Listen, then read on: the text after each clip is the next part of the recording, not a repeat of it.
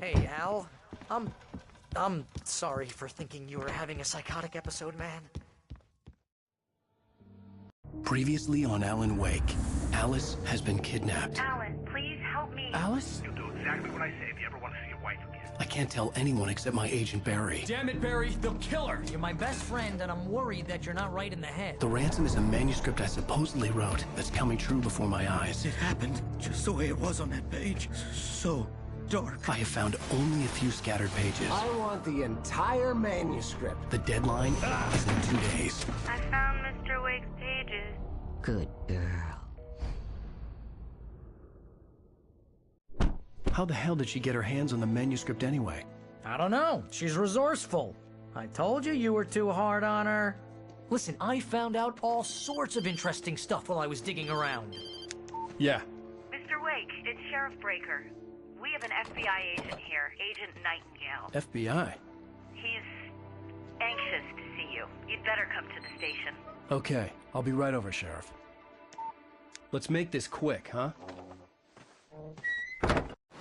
Help you folks?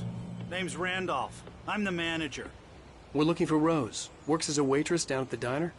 Rose, sure. Nice girl. Who wants to know? I'm Alan Wake. The writer, huh? I heard on the radio you were visiting. Well, I'll show you her trailer. That Rose, she's a nice girl. Always pays her rent on time. As I was saying, Al, I found all sorts of weird stuff from the local newspaper's archives. This place is crazy. Disappearances, mysterious deaths, urban legends come true, and, get this, most of this stuff takes place around Cauldron Lake. Well, you ain't wrong, mister. The Indians thought the lake was a doorway to the underworld. I'm the God-fearing type myself. I don't hold with that sort of thing.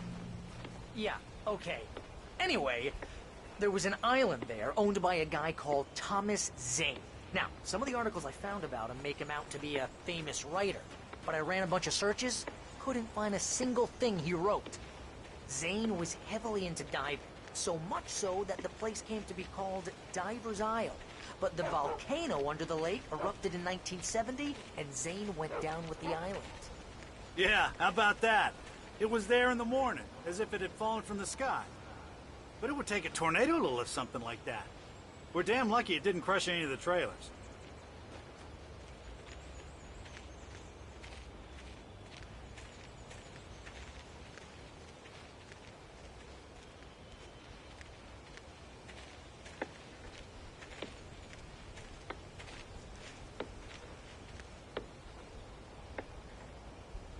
It gets better. A local girl, Barbara Jagger, drowned in Cauldron Lake just a week earlier. They were lovers. Sure, Jagger's a local spook story. The Scratching Hag. Comes for you in the dark. Childish stuff like that. Anyway, Al, I'm just getting to the best part. All of the articles about this stuff were written by Cynthia Weaver. I asked around, and she's that crazy bag lady you met. What, the lamp lady? She can be a little loopy, but she's not homeless or anything. Yeah, anyway, she knew both Jagger and Zane before they both died, and she had some kind of a breakdown.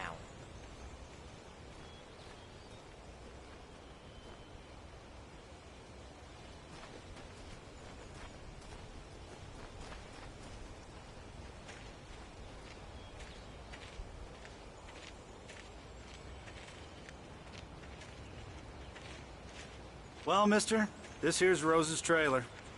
You mind me asking what you want with her? We're just here to talk to her, pal.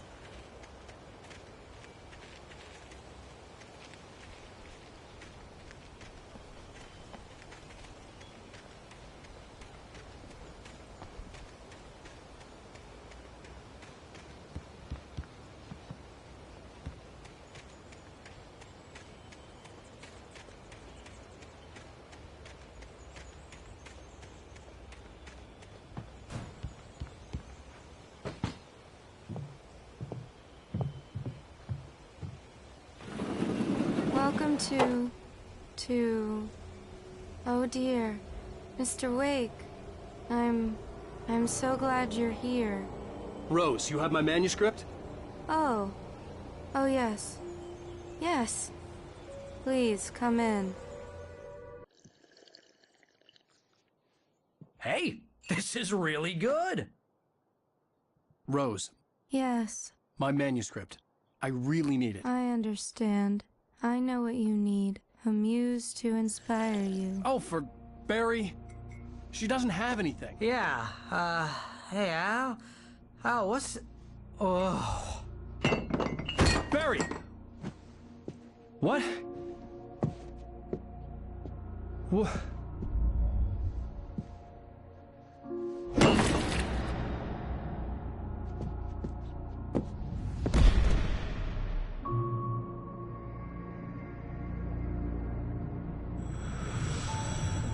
It's coming for you, hiding in my barber's skin. I'm too weak to stop it. You must turn the lights on. I promised I'd come visit you and your lovely wife.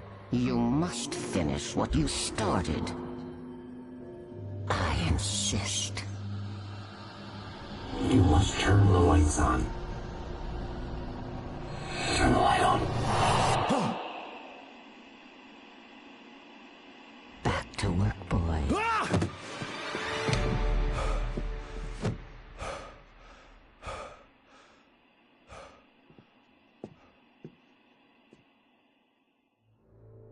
I felt nauseous, hungover. Only anger kept me going. I can't tell reality from dream anymore, but it seems I have an imaginary editor to help me. She's an old woman in a funeral dress. I call her Barbara Jagger. She's very strict. I'm writing faster and faster. My manuscript is being heavily revised. The edits are getting very aggressive, and each day there's less of me and more of her. I hate it, but I know she's right. She promises me I can save Alice this way. She knows more of this than I do. About the complex incantation I'm attempting. About this place. She's worked with another writer under similar circumstances, Thomas Zane. The genre of the story seems to be shifting. It's turning into a horror story. I'm getting close. I can feel it. Rose took a day from me. I had less than 12 hours left to meet the kidnapper. All I could do was get Barry into the car, work something out once I got on the road. Welcome to the Oh Dear Diner. What can I get you today? Coffee? I couldn't work up much hate for Rose. Something had used her to get to me and left its mark. First refill is free. Milk and sugar on the counter there. Would you like to hear today's specials? Thank you. A nice day. Come back soon.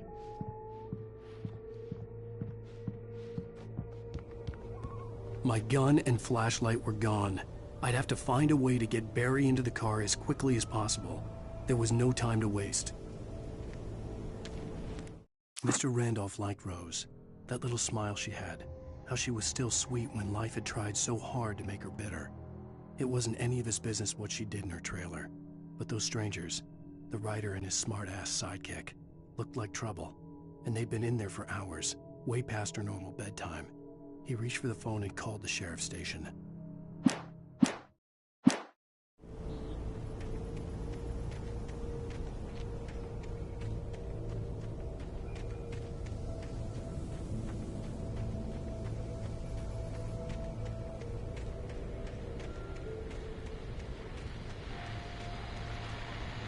I just stepped outside to catch a breath of fresh air, and let me tell you, the weather's getting heavy. Nights like this make me especially glad I'm here talking to you and not home in bed. Once the weather takes a turn like this, I can't sleep at all. It's all tangled bed sheets and dark thoughts, punctuated by the occasional plunge into nightmare. Is it just me? Well, perhaps it is. But I hope I can make the night a little bit easier to get through. Culver, you're on KBF FM. Hey, hi, it's Walt Snyder. What's on your mind, Walt? Well, I ain't the way you are, but, well, I can't sleep either, you know? I just been staring out the window here, trying to make sense of it all, but, I ain't been drinking either, you know? I just... Well, you sound like a man with a problem, Walt. I had argument with Danny. You know Danny, and, then I got in trouble with the law, you know, and, I'm just, well... I heard something like that, Walt. Yeah, well, you know, Danny's my best friend, and, they let me on bail today, and now I'm just alone here at the window, you know, waiting. Man, and there's something in the air tonight, man. I was just outside looking up at the sky above our broadcast tower thinking the same thing. What are you waiting for, Walt? I don't know. You know, something's gonna happen. You know, I think I better go. Well, Walt, maybe... No, thanks, Pat. Well, good luck to you, Walt. Hang in there. Let's take a little break, folks. This weather's really something else, huh? How can I be sure?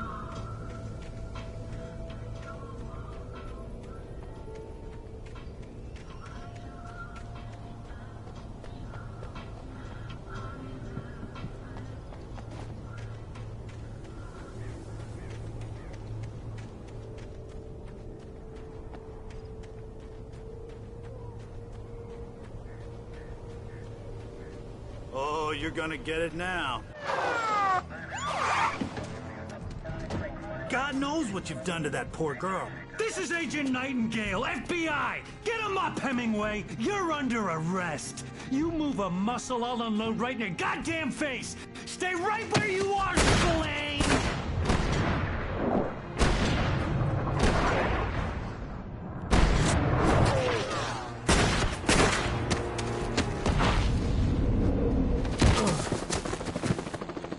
What are?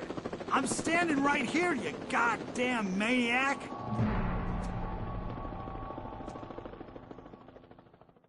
I hated to leave Barry behind, but there was no way I'd miss my appointment with the kidnapper. Give it up, Mr. Wake! Come on!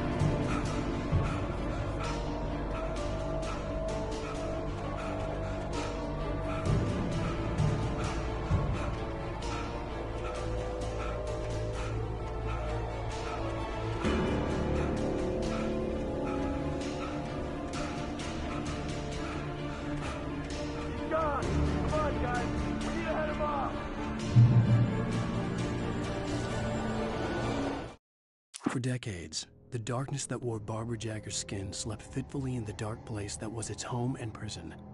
It was hungry and in pain. It dreamed of its nights of glory when the poet's writing had called it from the depths and given it a brief, terrible taste of power and freedom.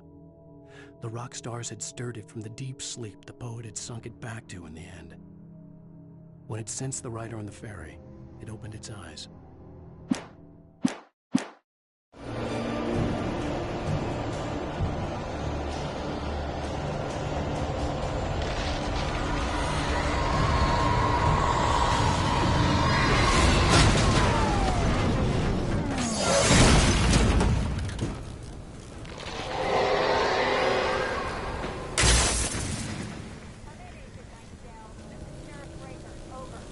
Nightingale, over.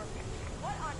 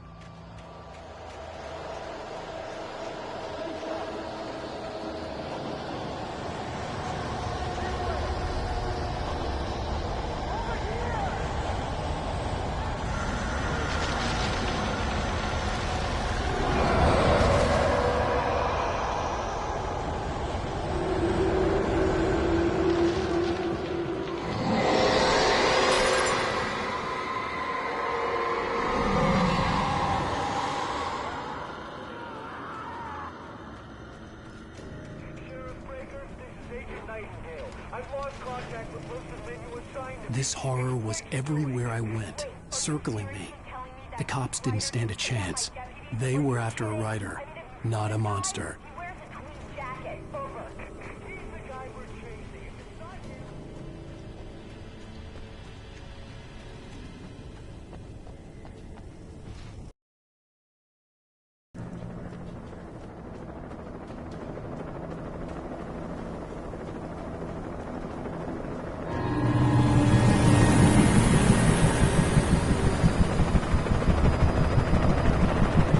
You on the ground. Hold it right there. There's nowhere to run. Freeze!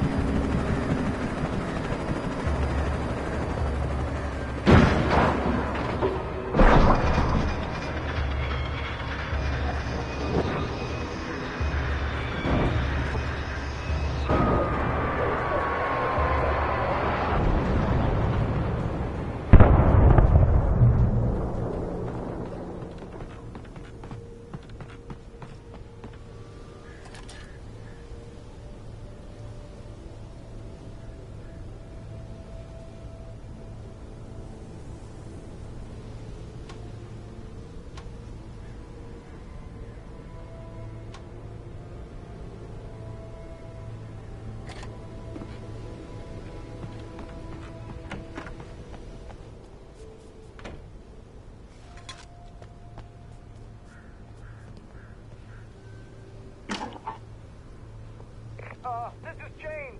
Mulligan, Thornton, come in. Over. Thornton here. James, we got both Wheeler and Rose in custody. They didn't put up a fight or anything. But anyway, hey, Mulligan, what are you doing? Come on. Sit down and give me that. James, Mulligan here. Over. Go ahead, Mulligan. Over. We got Wheeler and Rose here. Wheeler's drunk or hopped up on something. Speaking of which, that Fed had a pretty distinctive whiff of Otis Scotch about him, if you know what I mean. Over.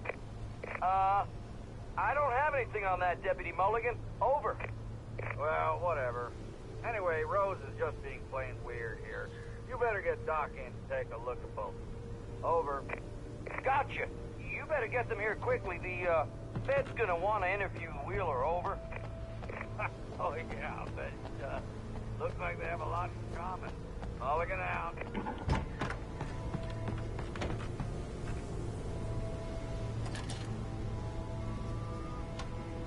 I could see the lights of the radio station in the distance.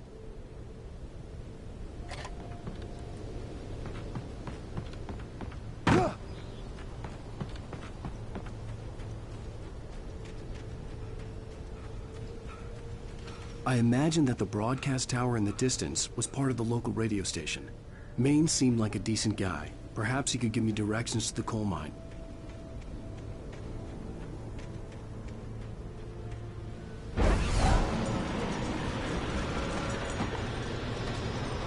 Unnatural shadows clung to the gate.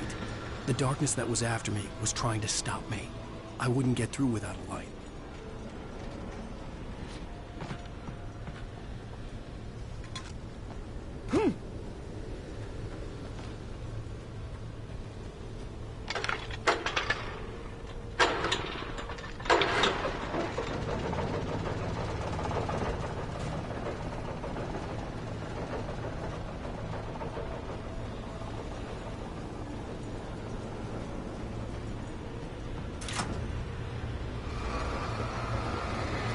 The old generator conked out. I'd have to see if I could fix it and try again.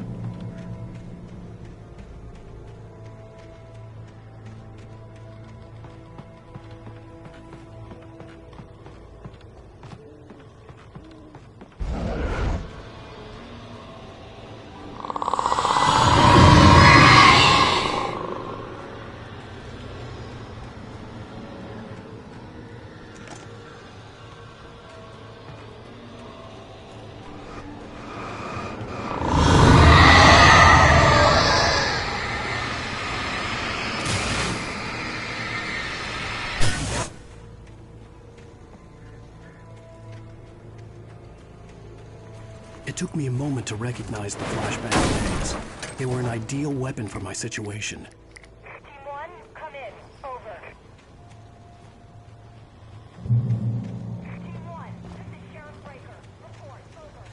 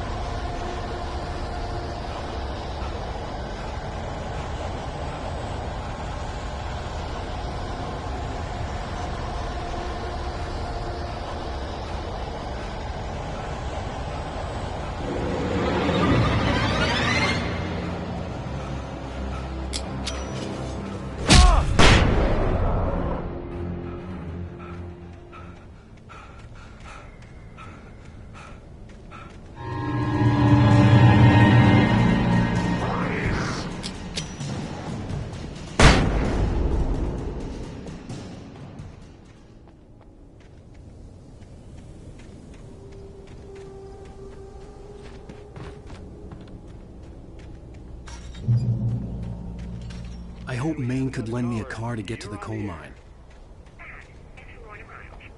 Why, hello, Lorna. What do you have for us?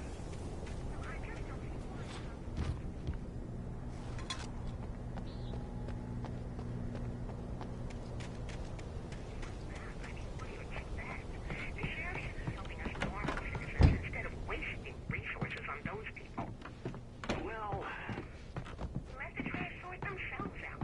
I'm sorry, but my granddaddy settled in Bright Falls in 1911. well, thank you very much for that compassionate viewpoint, Lorna. Oh, here's a little surprise. The famous writer Alan Wake just walked in. Folks, I'm going to see if I can talk him into an interview. Come on in, Mr. Wake. Oh, I'm so glad you could find the time to do this, Mr. Wake. Nowhere to run now, Dan Brown. You back away from me. Don't hurt her. Whoa, whoa, whoa. Everyone calm down. Put the gun down. We're all friends here, right? Cool your jets, Nightingale. We got him. Judas Priest! What the hell's the matter with you? There's a civilian in there.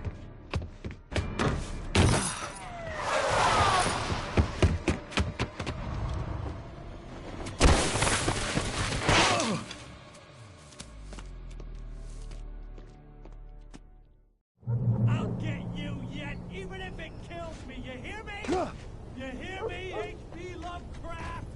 I had fallen off so many cliffs it was ridiculous. That's what you get for naming a book The Sudden Stop. It was probably good I hadn't had the chance to tell Maine where I was going.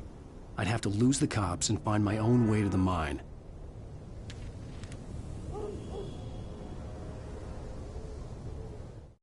Nightingale stared through the broken studio window into the dark woods. He turned around, started to walk out, but Maine grabbed his arm. "Young man, you almost shot me. You don't shoot off rounds at people like that. What's the matter with you?" Nightingale shook his arm free, marched out. His cheeks burned with rage and humiliation.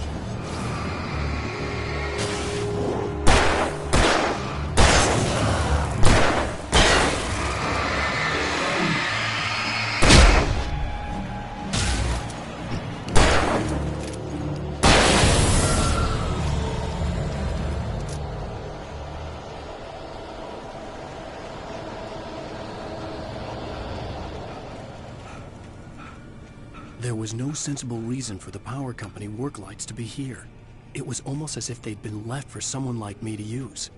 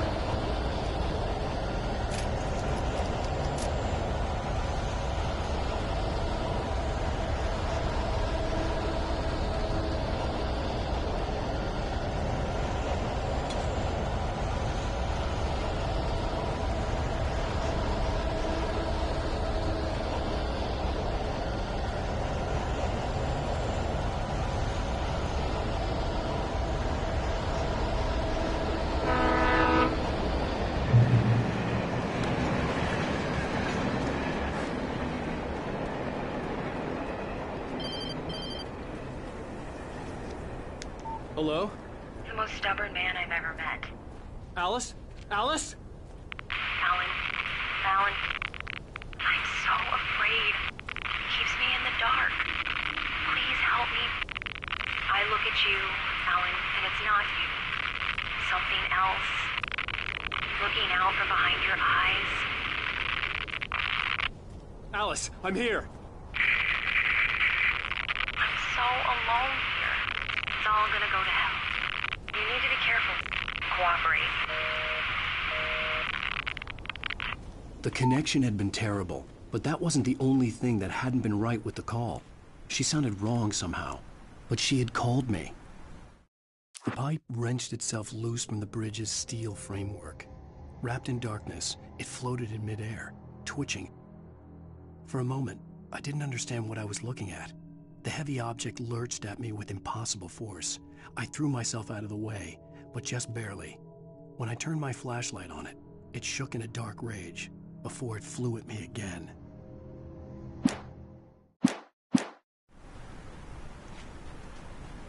I could see a railway bridge up ahead and a warehouse of some sort on the opposite shore.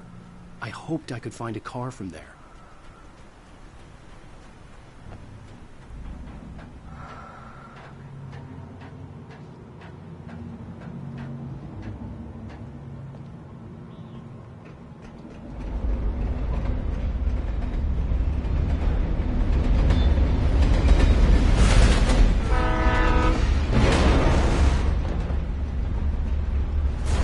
That was pursuing me was growing stronger, and it was taking over everything in its path.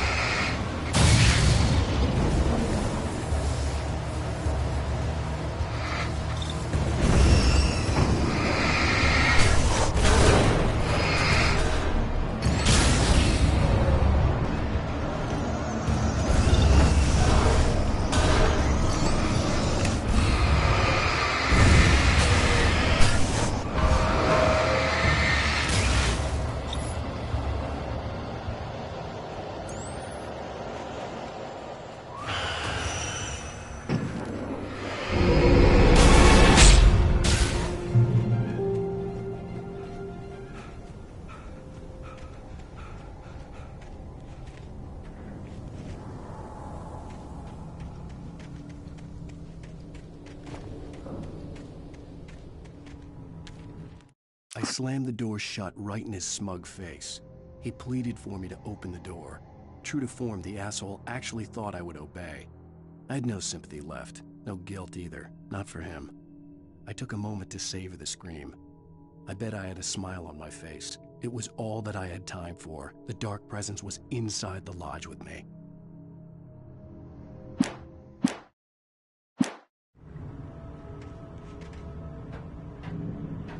As a teenager, just starting to get interested in writing, Stephen King had been a source of inspiration to me. I thought about all the inanimate objects that had come to life in his books. No one is safe in a good horror story. Certainly not the protagonist. That's what makes them fun. This was anything but. The darkness could possess anything, and it was getting closer.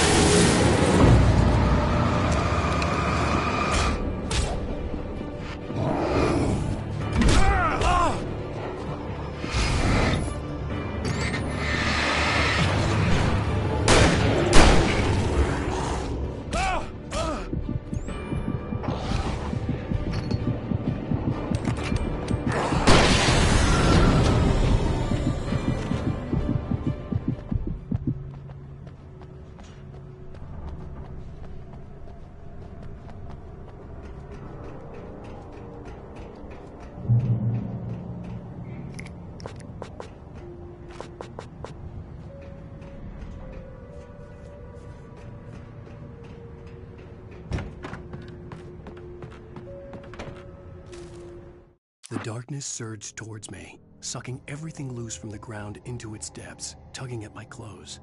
I saw the flare the kidnapper had dropped and threw myself towards it just as I felt my feet leave the ground. The darkness embraced me with the force of a tornado. Somehow I managed to light the flare. The darkness roared and cast me away. I fell toward the dark waters of the lake far below.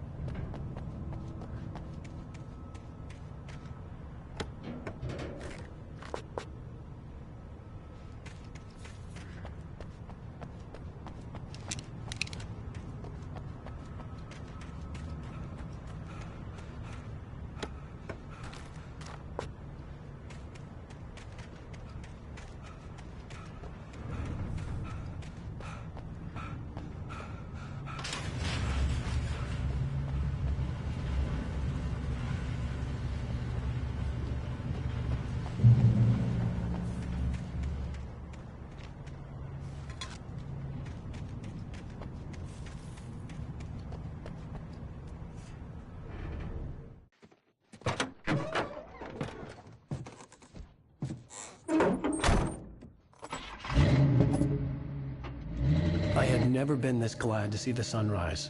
I had a couple of hours to get to the coal mine.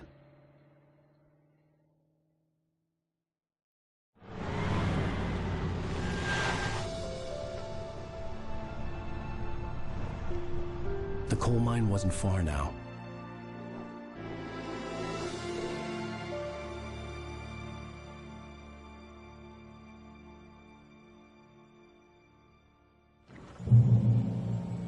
Today, I would meet the kidnapper, and he would give me Alice. I wouldn't give him any other choice. A drowning man will clutch at a straw.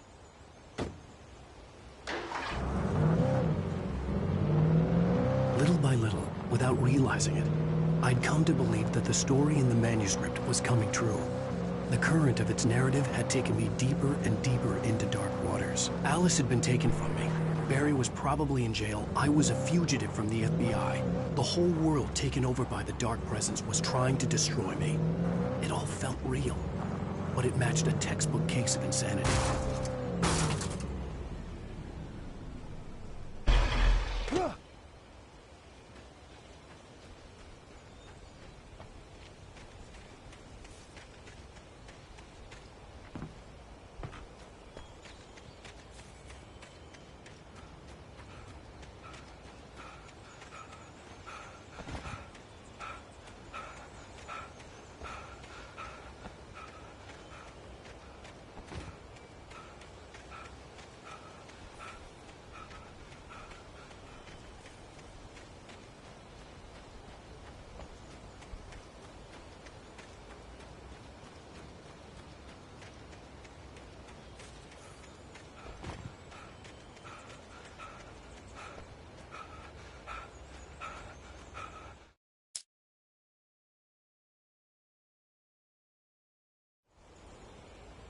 Today, I would meet the kidnapper, and he would give me Alice. I wouldn't give him any other choice. A drowning man will clutch at a straw. Little by little, without realizing it, I'd come to believe that the story in the manuscript was coming true. The current of its narrative had taken me deeper and deeper into dark waters. Alice had been taken from me. Barry was probably in jail. I was a fugitive from the FBI. The whole world taken over by the Dark Presence was trying to destroy me. It all felt real, but it matched a textbook case of insanity.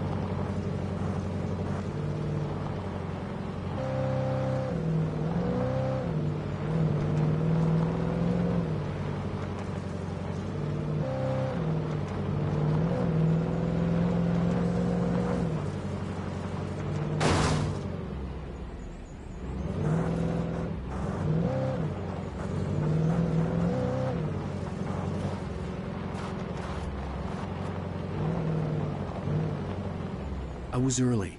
I was supposed to meet the kidnapper at noon in the main building. The coal mine was quiet. It was a museum now.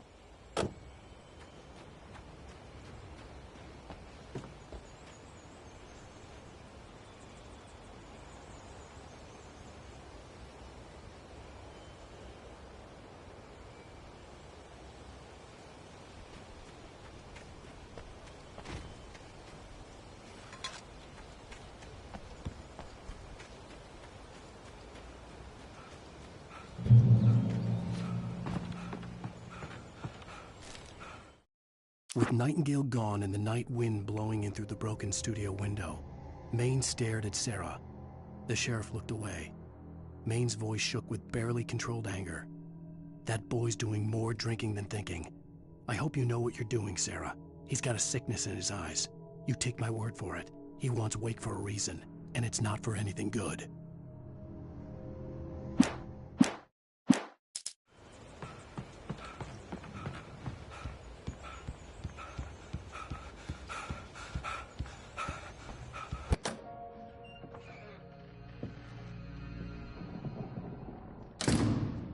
I didn't want to go outside. Cops had to be looking for me. The noon sun turned the place into a sauna. The day dragged on. Different scenarios ran through my mind. Ways of how I'd torture the kidnapper to get Alice back. Or the different horrible things he could have done to her. I imagined her dead. I had no way of knowing she was still alive. It was killing me. I was running on blind hope. It was all a waste of time. The bastard never showed up.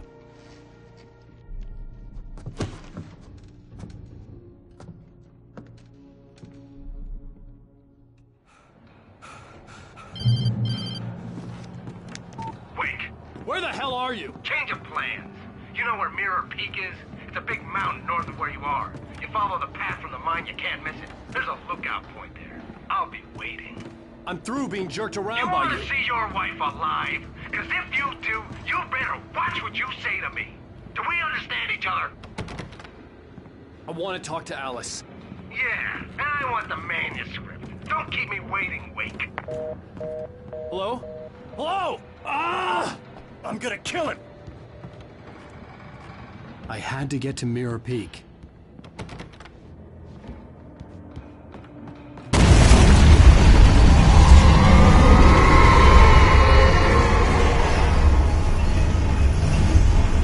It was close.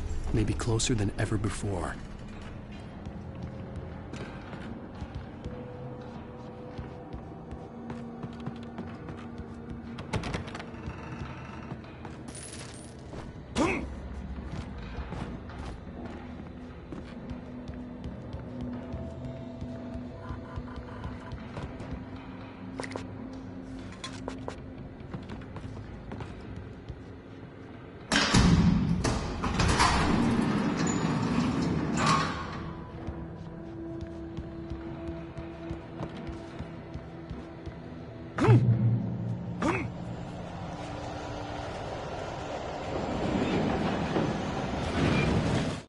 When Thomas Zane fell for Barbara Jagger, it happened fast. She was young, vibrant, and beautiful, full of life. He had never been a very happy man, and without any seeming effort, she had changed all that. Zane felt good for the first time in his life. Everything she did was another piece of a jigsaw puzzle he hadn't even known he'd been missing. And best of all, she made the words flow, strong and sharp. She was his muse.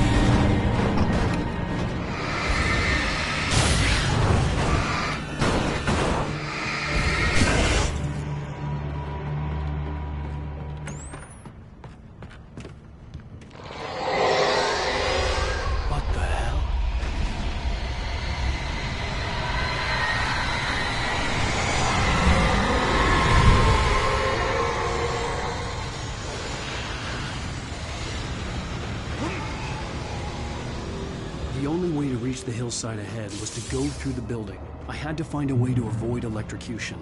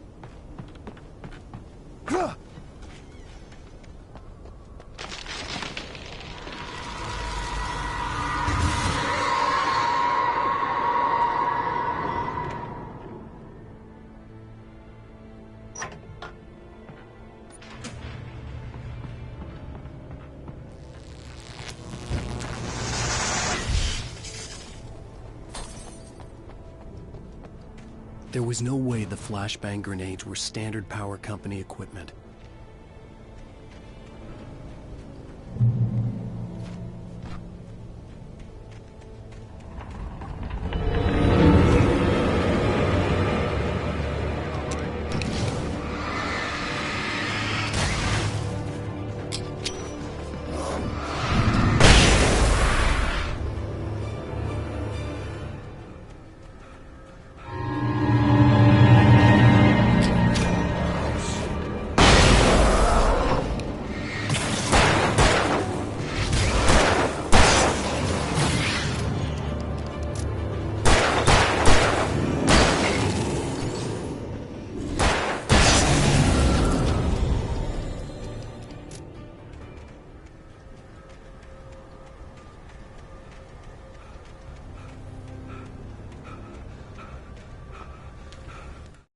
I stared through the bars of the jail cell. Barry stood behind me, swaying on his feet, looking as ill as I felt. Agent Nightingale stood on the other side of the bars with Sheriff Breaker. Nightingale had a stack of manuscript pages in his hand. He seemed unhinged as he gloated. "Well, I've got you now, Raymond Chandler. It's all here. All the evidence, including conspiracy to murder a federal agent."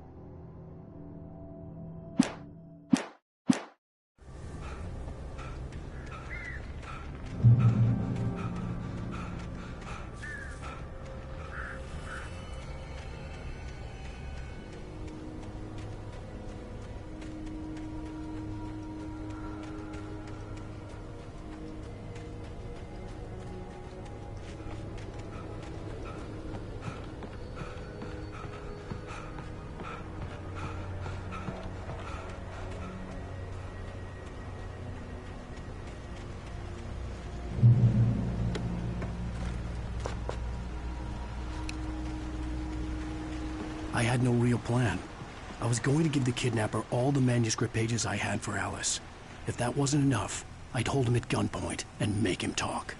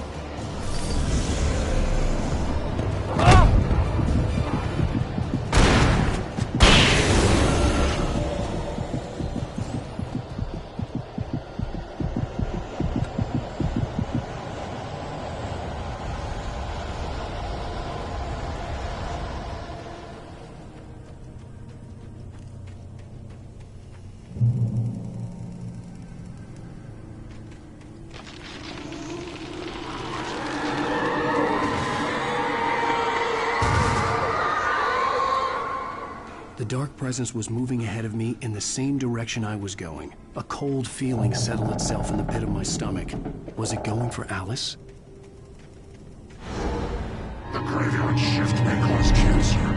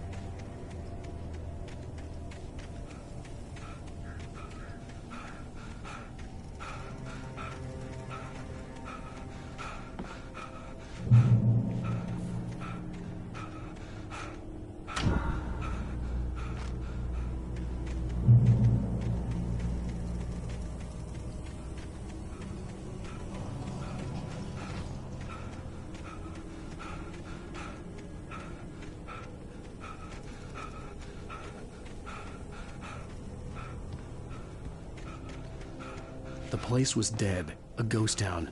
Had been for decades, maybe a century.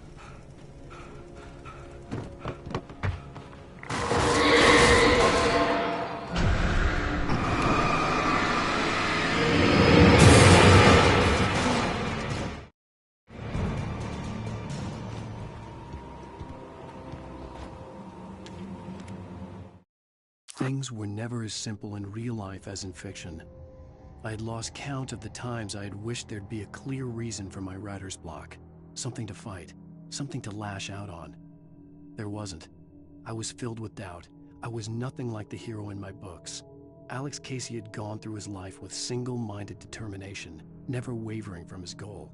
Even now, I was angry at myself, angry at Alice, angry at Barry. I was fumbling and I had no plan.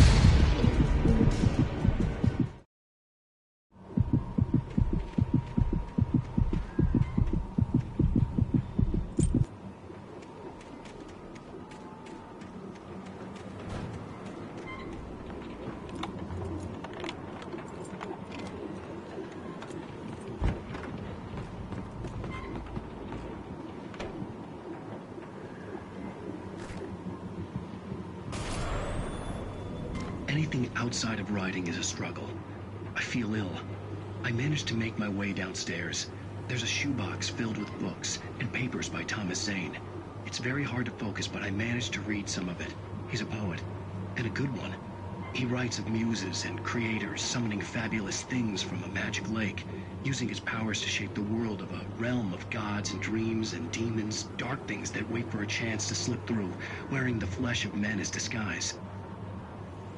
Zane writes about himself, his girlfriend being taken over by a dark presence, about growing scared of the lake. Zane believes it's a mirror to the gaping void of darkness above, where some Lovecraftian presence lurks. I crawl back upstairs. I'll borrow these things for my story. They ring true. They fit.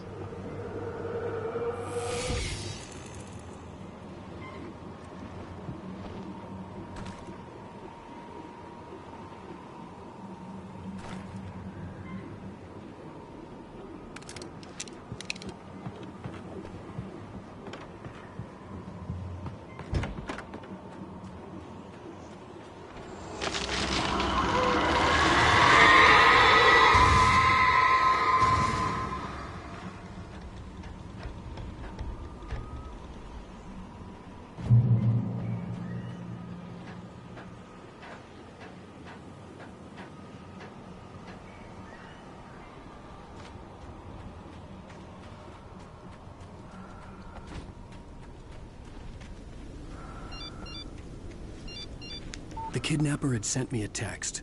The message was full of spelling errors and insults. It was telling me to hurry up.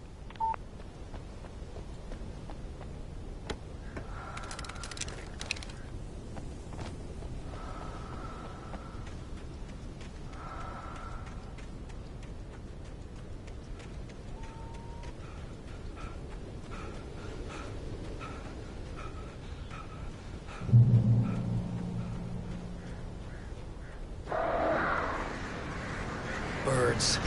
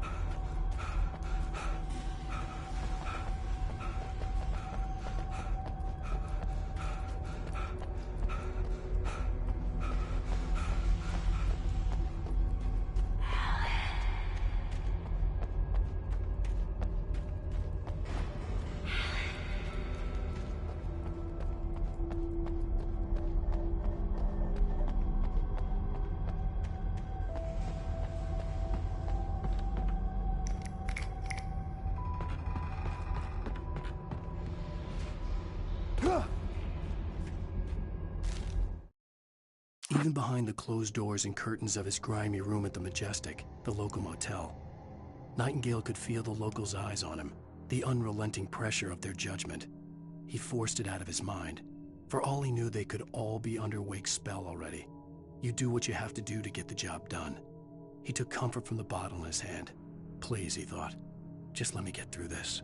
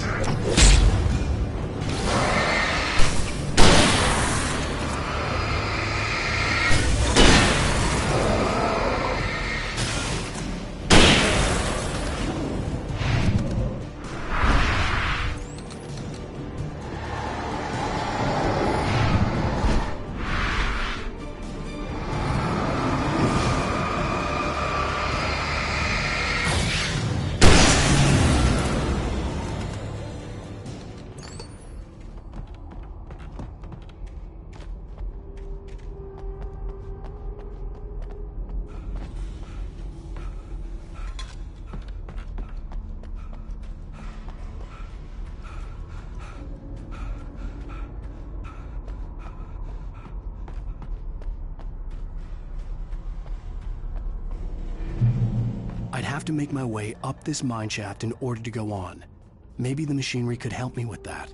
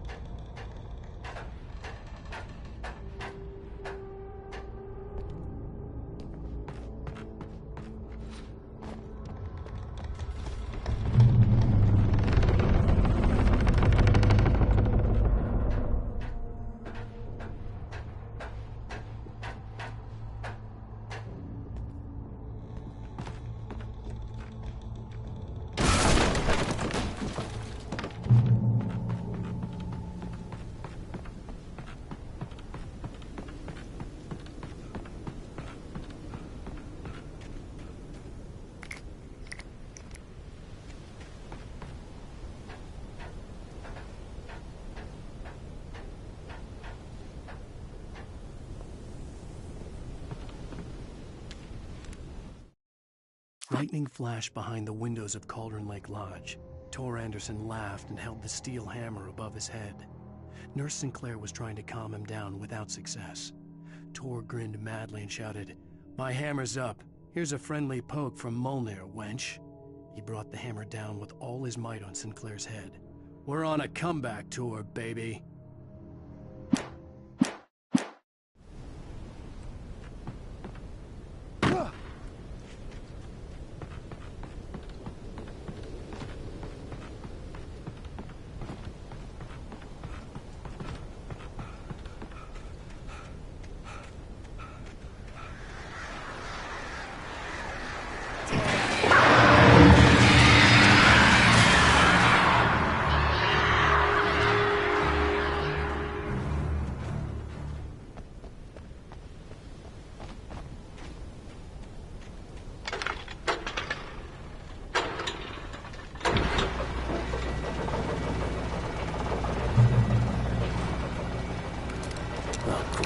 Another cable car. Just great.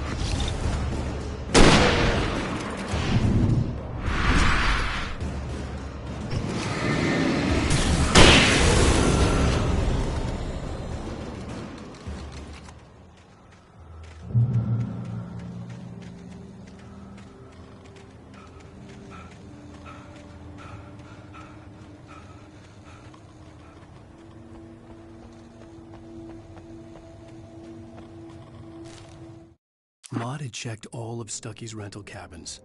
There had been no sign of the Wakes. It was dark when he'd found their car parked at the end of the road by Cauldron Lake. It made no sense. They must have taken a wrong turn, but there was no sign of them, and the car had been there for hours already. Frustrated, Mott stood on the rotten ruin of the footbridge that had once led to Diver's Isle before it sank beneath the waves years ago. The boss wouldn't be happy.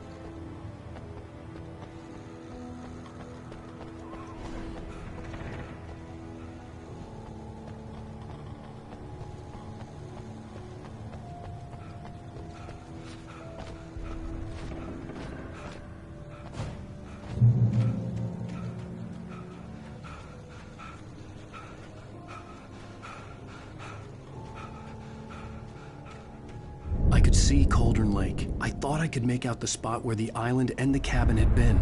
There was a light near it. It had to be a boat.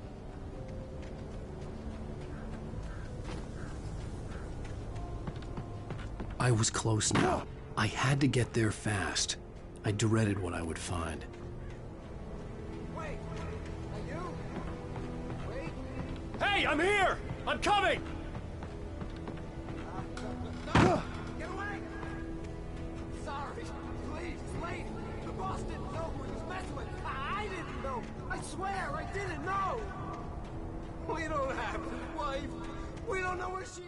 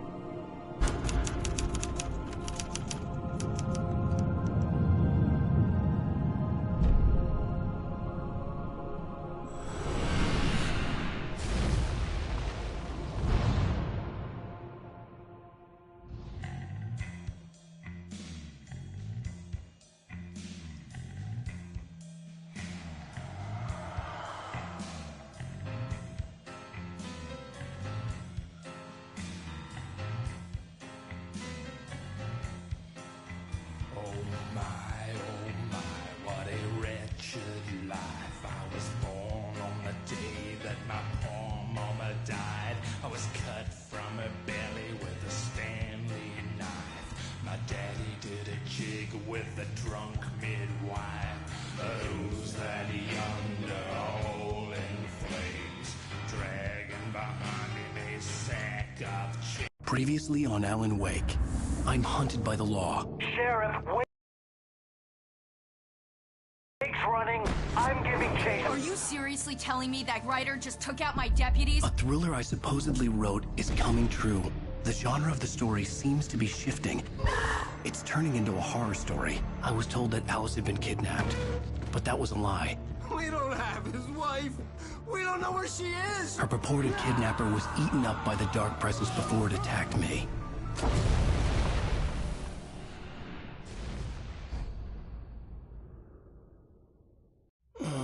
Alan, shh, baby. It was just a nightmare. Alice. There you go, Alan. Hartman, I fell. I had to give you a sedative. Don't fight it. You went through another rough period. What? Right now, it's very important that you stay calm. We don't want you to have another episode. You're a patient at my clinic. Have been for a while now. The shock of your wife's death triggered a mental illness. No, you lie. You're suffering from various symptoms of undifferentiated schizophrenia. Bastard. It's okay, Alan. Just let go.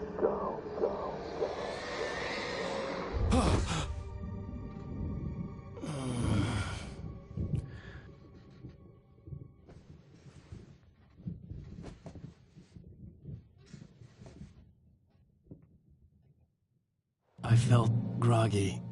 Whatever Hartman had bumped in me was making me numb. I felt like this was happening to someone else. Someone I was watching on television. I couldn't think. Couldn't focus. The door was locked. I was a prisoner here.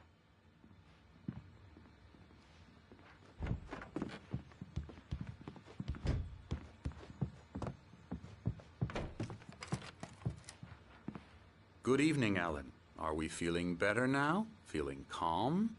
Yeah. I see you brought your pet gorilla with you. So sure, I'm calm.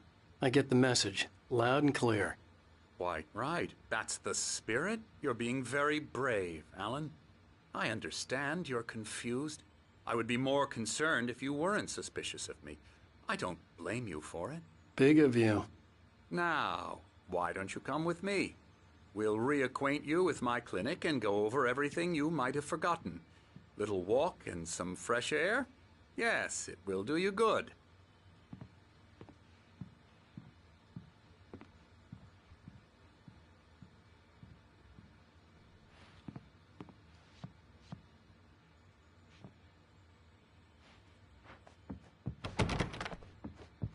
This corridor is for patients. Most of them aren't here right now. Jack took them out for a fishing trip, except for the ones who are particularly vulnerable, of course. I encourage creativity as a part of the recovery process here at Cauldron Lake Lodge. I specialize in treating artists. I bet you do. Splendid, Alan. I honestly believe we can get this thing under control if we work together. This way, Alan.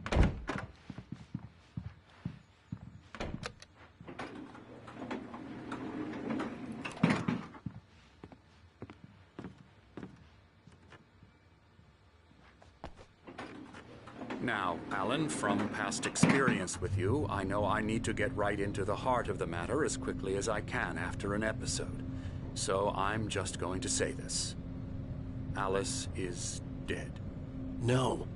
You're in a very vulnerable state until you understand and accept this. Alice drowned, and you couldn't face that. You're suffering from hallucinations, paranoid delusions, unusual thinking, an obsession about light and darkness, a feeling that everything revolves around you, your thoughts and dreams. Your mind has constructed an elaborate fantasy scenario in which your writings are affecting reality. She has been kidnapped and supernatural forces of darkness are trying to stop you. We go this way, Alan. I wasn't ready for another shot, so I went along with it. He had to be lying. But under the influence of the drug he had given me, I had to fight not to believe his words. It's all in your head. You've been making it up. Apart from the tragic accident with your wife, no one has been killed. Your delusions are just a manifestation of your subconscious mind trying to protect you from the too painful truth. Unless we fight the fantasy, it will return. I know the instinct is to resist me, but think about it. Doesn't this make far more sense than the insane supernatural conspiracy you have concocted in your mind? You're a skeptic by nature, Alan. We both know this. Everything can be explained logically.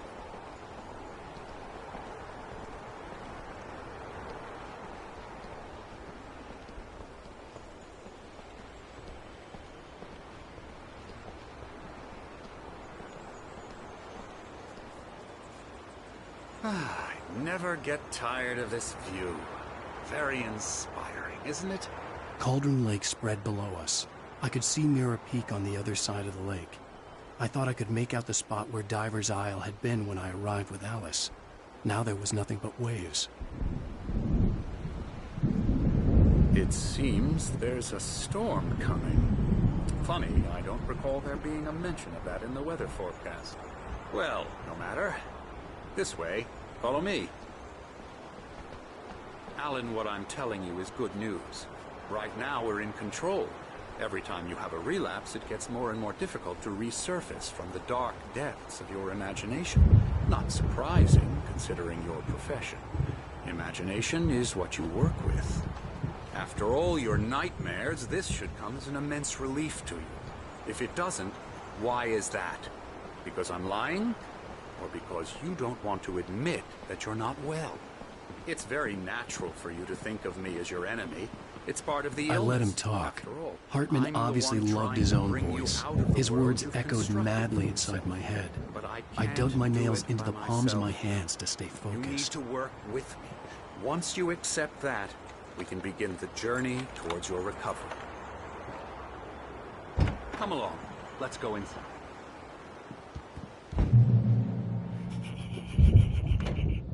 Now here's the entrance to the office wing. That's for staff only. You were impressed by my trophies when you first arrived here. I do love to hunt. The great outdoors, man versus nature. It's wonderful stuff. Pretty damn wonderful, yeah. Scary, scary, scary.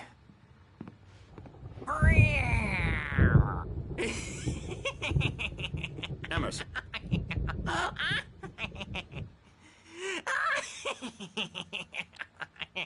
I'm a real bad dream, mister. You should be afraid of me. Don't want to run into me in the night, that's for sure. Please, Emerson. Mr. Wake is confused enough as it is. Yeah, you'd like me to go away so you won't be scared. But you can't just decide what kind of dream you have or when you have it. Emerson. Okay. Sorry. Boo. That's Emerson. We're actually making some progress with him, I'm happy to say. He works on video games. Ooh, yeah. It's trash, of course, but it does involve some small creative effort, which makes him receptive to my therapeutic methods. No kidding.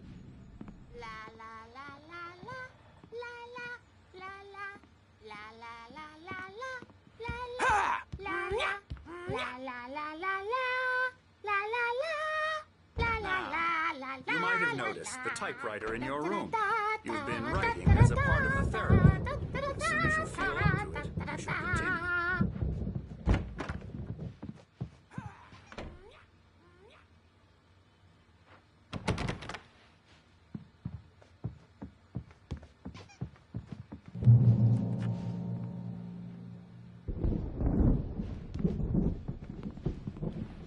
My rheumatism's killing me.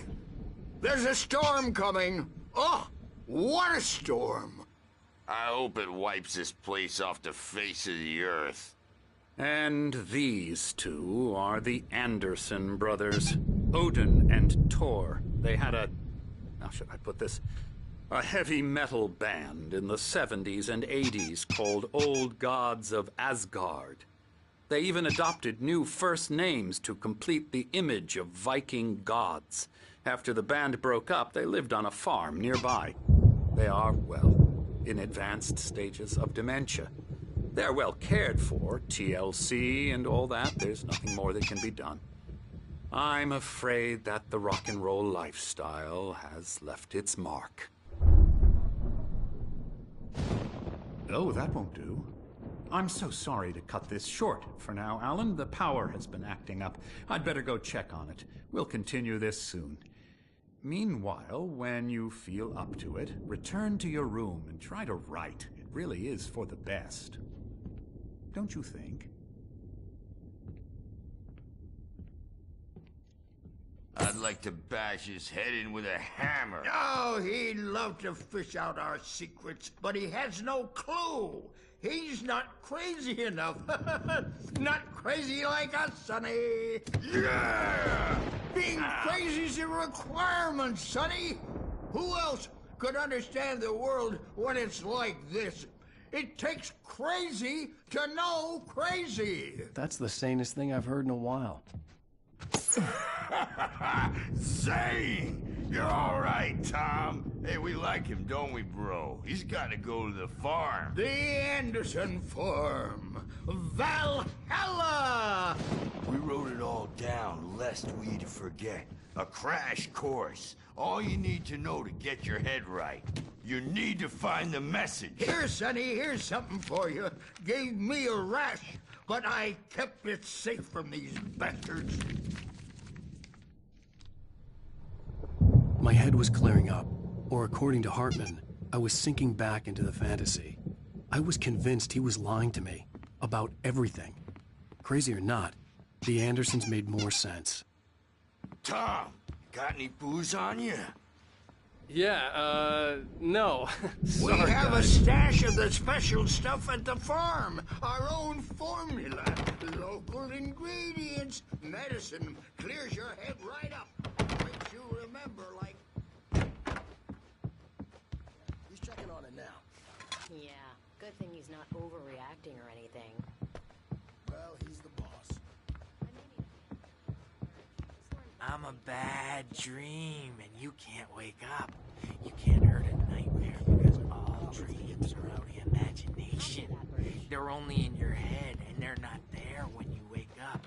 So you can't wake up because I'm in charge now, and I don't want to disappear. My nightmare is the publisher people who want to make a contribution so they can say they made a contribution. And then we end up with mullets in there because they think mullets are funny. But it wasn't supposed to be about mullets. And now it's about mullets. And when it's in slow motion, they call it mullet time because the numbers came back from marketing that mullet time is the hook we needed to go big in the target demographic.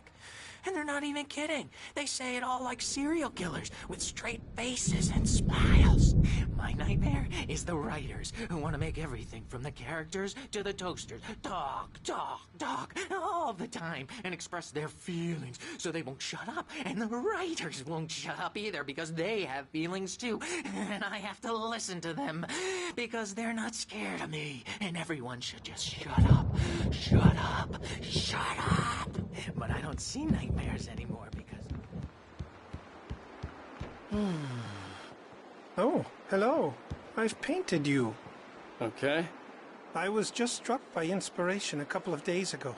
Dr. Hartman wanted me to paint landscapes, and that's what I was doing. But now I've been doing these things, a lot of them. The images just keep coming. Dr. Hartman likes them. He has them in his office. Yeah? He's very proud of me. He says I'm getting much better. I think I'm getting better.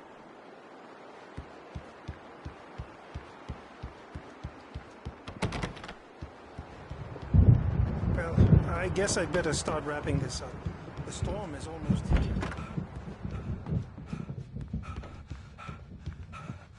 Hey, Wake, why don't you humor Dr. Hartman and give the writing a shot, huh? Typewriter's in your room. You can get to your room by those stairs, Wake.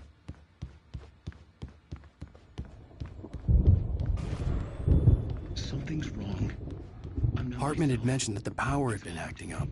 Maybe that was the reason for the generator and the work light on the balcony. The generator hadn't been activated, and there was no key. This cabin have been for days, but it's always dark outside. My editor is real. I saw her again. She's not human. It's not human. A dark presence is wearing the old woman's face. She was covered in clinging shadows. There's a hole in her chest where her heart should be. I think I've made a horrible mistake. I don't think I'm any closer to saving Alice. It's been lying to me, using me to get the story it wants, and the story will come true.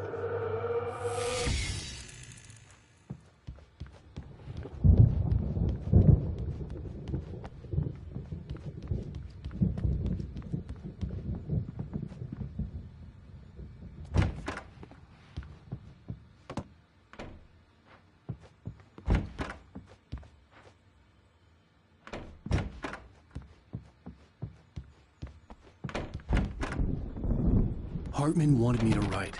I knew I couldn't, but I figured I should just play along for now.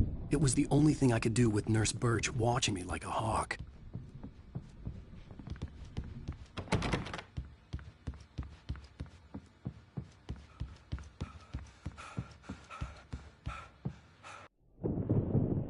The white glare of the blank page in front of me hurt my eyes. My hands began to shake uncontrollably.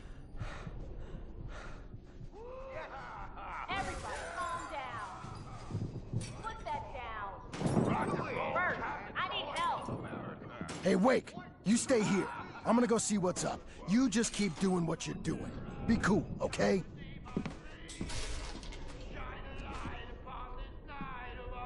I didn't know what the chaos was all about, but it could be my only chance of getting out of here. Where the hell did he get a damn hammer? I don't My hammer's up. Here's a only poke from Mjolnir, wench. Oh, afraid of the crazy brothers, are ya? Not so weak now, are we? Well... Hartman kept talking, giving Barry the grand tour, clearly proud of the place. He went on and on about his hunting trophies, and Barry was impressed. But he was here on business. He raised his voice, cut through the monologue. Hey, Hartman, where's Al? Hartman stopped in mid-sentence, annoyed at the interruption. He nodded at the hulking orderly standing nearby. The man smiled and clapped a practiced hand on Barry's shoulder. Things are unraveling fast, aren't they? Ha ha! Nah! Sinclair looked bad. That wasn't a love tap. The crazy old fart hit her hard. And if she was one of Hartman's goons, she had it coming. I could get the key to the office room from Sinclair. Baby! The backstage is all yours. I had to get to Hartman's Seize office. your He had taken destiny. all my manuscript pages. That's where he'd been keeping them. Come out and face the music, Birch. It's time to pay the piper. Maybe you could come out and beat our wrinkled, adult, diapered asses, Bert, since you're so tough, We were on the road, man. Don't think we have anything. The markings on the tape said they were recordings Hartman had made at the sessions with his patients. I saw Alice's name on one of them. For a moment, I couldn't breathe right. Now, Mrs. Wake, can you tell me about Alan's problems? He's more and more out of control all the time. The parties, he's so angry all the time. He's getting violent. Do you mean with you? No, not with me. No, never. Sometimes I almost wish Alan would take a swing at me, because at least that'd lead to a conversation he couldn't just march out of. But no. Alan doesn't really sleep. And the work, well, he's not writing at all. He sits there for hours and just gets more and more frustrated. And I can't talk to him. Yes. Tell me, Mrs. Wake. What would you say to him if he'd listen? I don't know. I want to say, I look at you, and it's not you. Just some stranger who resembles you. Looking out from behind your eyes. And I don't like that guy much. And now it's all gonna go to hell. But you don't ever say this. No. I've tried, but he's not listening. He's too deep in his own problems, always going on about something else.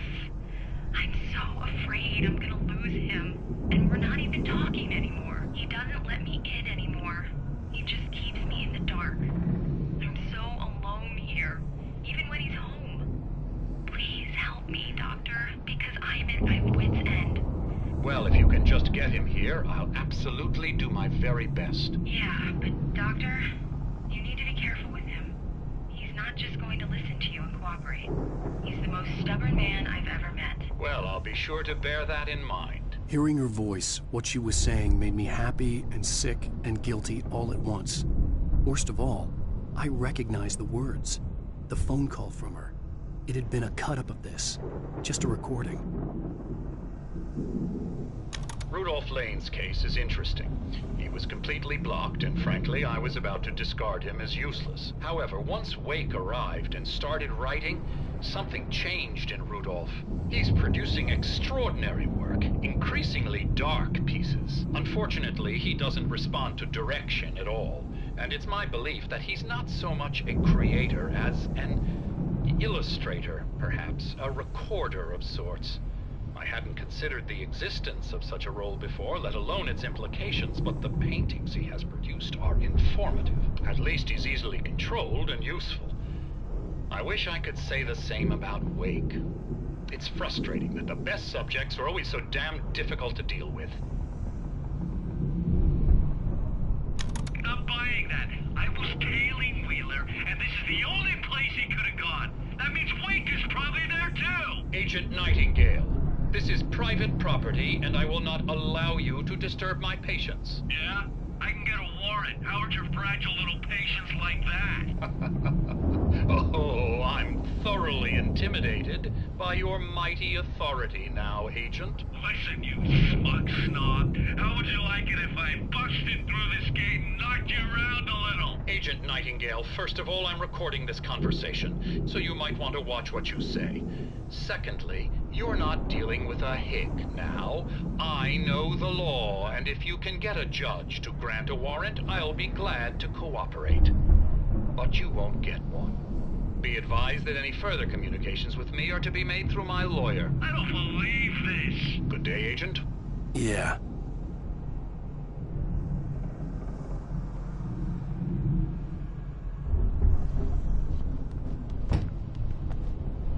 Let me out of here!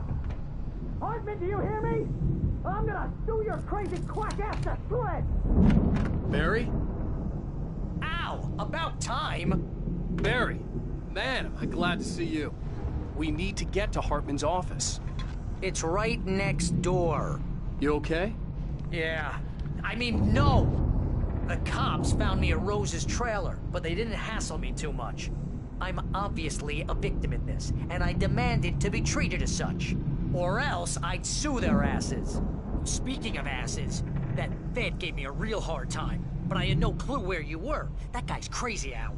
But he let me go, and then I get a call from Hartman, that son of a bitch, who tells me you're here, and I should come pick you up, but when I got here, 2 goons clobbered me and stuck me in there. What's with the cutout?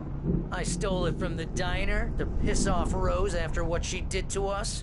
That'll teach her. Yeah, that's a harsh punishment. Come on, pal, we gotta get going.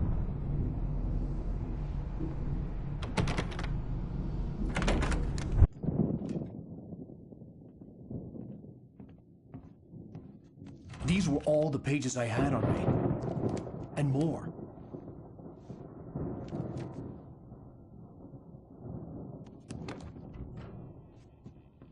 Alan, please. You're sliding back into the... Tell me one more lie and I'll shoot you in the face. Ah, well, it was worth a shot. Really, Wake, come on. Let's work together on this. You have no idea... Hartman, shut up! Barry, get out of here. I'll catch up with you. Get a car. Oh, Al, let's just... Go! Wake, listen to me. This is a mistake. Don't you see? Together we can create something absolutely wonderful. With your ability and mine.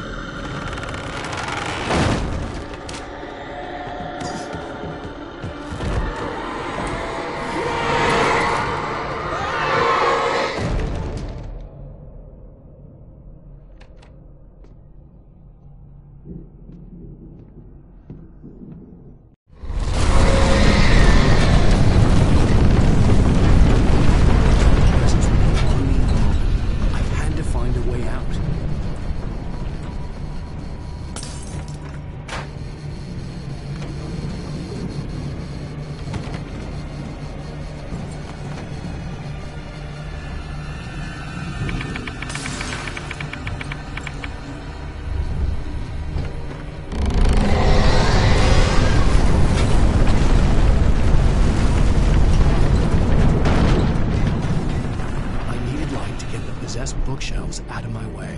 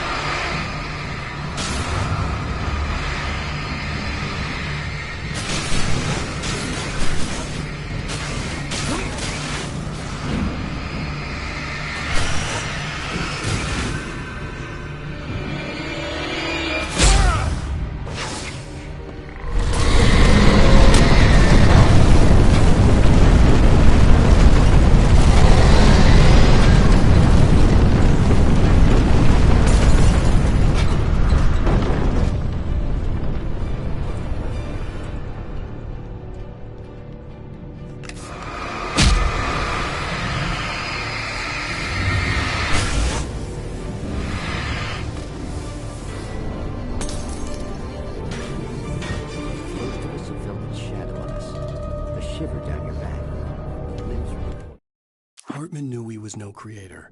He had no ambitions on that front, and he certainly didn't want to end up like every artist he had worked with here, damaged in ways that were hard to describe, or worse. It was enough for Hartman to maintain creative control and provide direction, to be a producer.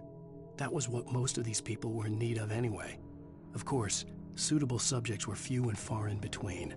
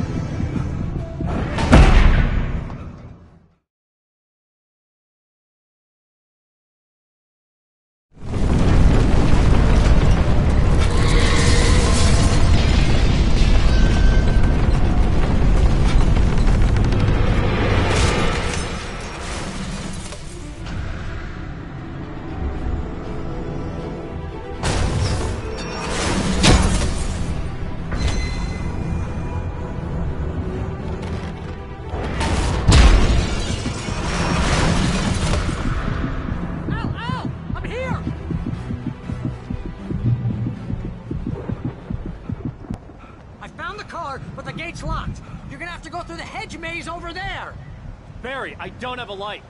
Take this, Al. Oh, God! Look at the house, Al! Look out!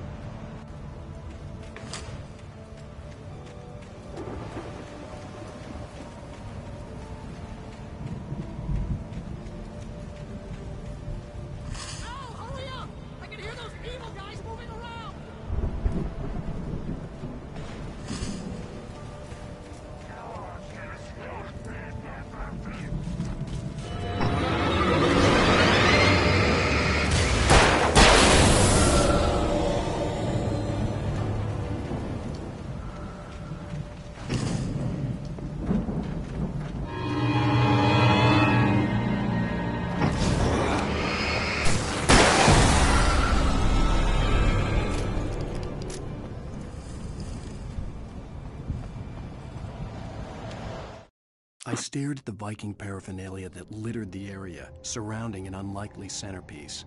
A full-size stage complete with an impressive sound system with all the trimmings, including a dragon. It took a special kind of crazy to build something like this in a remote field.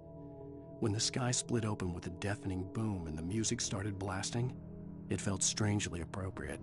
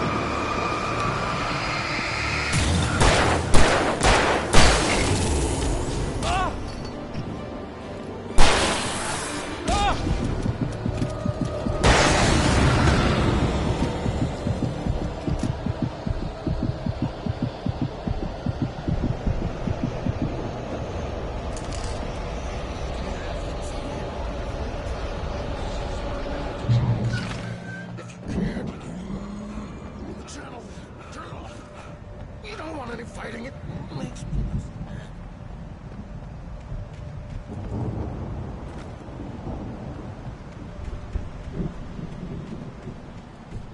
you get 2 pills in the morning, and then you'll be nice and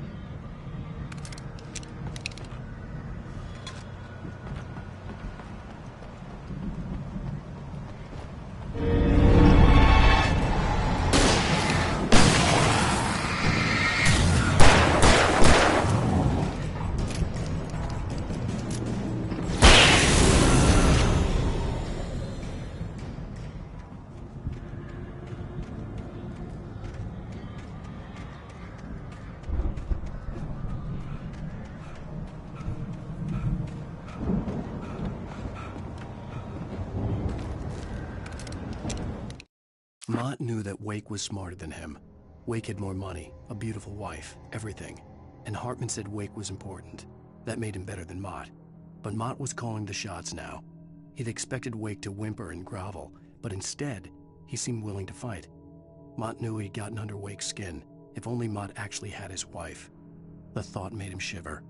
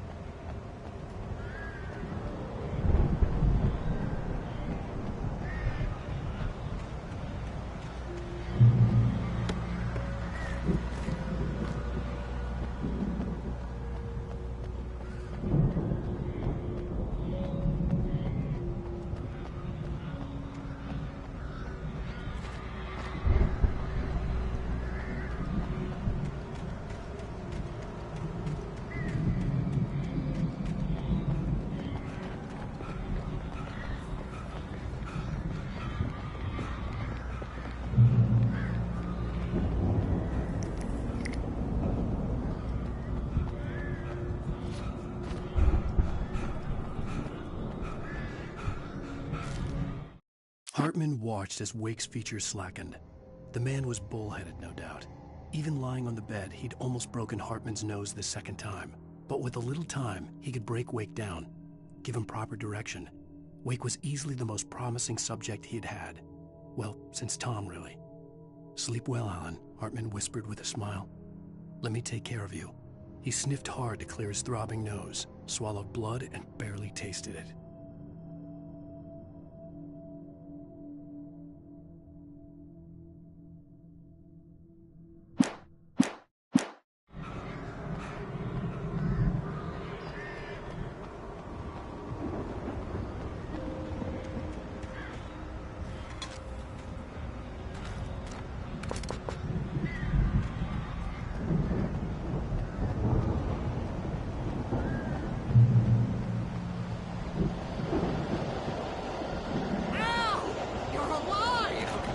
Let's get out of here. Can you open this gate? Maybe. Barry. Well, I slammed it shut when Nasty showed up, and the key fits kind of loose in the lock, so, Barry! I'll find it! Don't worry about it!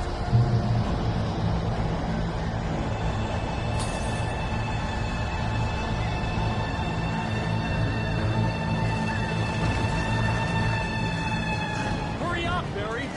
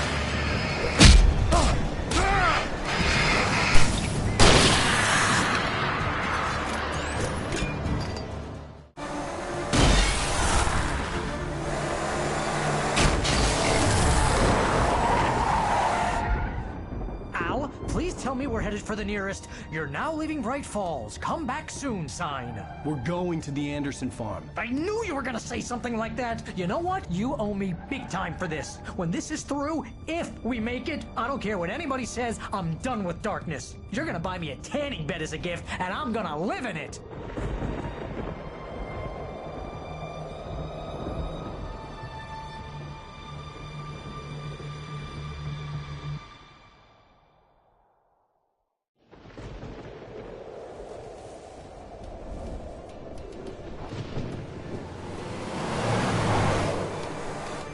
I'm crazy, but that's fine, Barry. Oh, you got that right, Al. You're barking mad. You are by far the craziest... But maybe that's inevitable when you deal with crazy stuff like this. It helps. This is happening, Barry. Alice, they never had Alice. She's trapped in the darkness at the bottom of the lake, but she's not dead. Al, how can you know that? I know, Barry. I can... Al, No, listen. I can bring her back. I can find her. There's something special about this place. The lake, it does something to the works of art created here. It makes them come true. But there's a catch. The dark presence, whatever that thing is, twists it to its own ends. That's why all of this is happening. It's using my manuscript to take over everything. Al, I believe you. It happened to Thomas Zane before it happened to the Andersons. I believe you. Crazy or not, you're not delusional. Weird shit's going down. That's a fact. I'm on board, man. I'm with you. The Andersons knew about it, but they were too far gone to tell me with all the drugs they were on. But they wrote it down. There's a message somewhere at their farm, Barry. We just need to find it. Look out!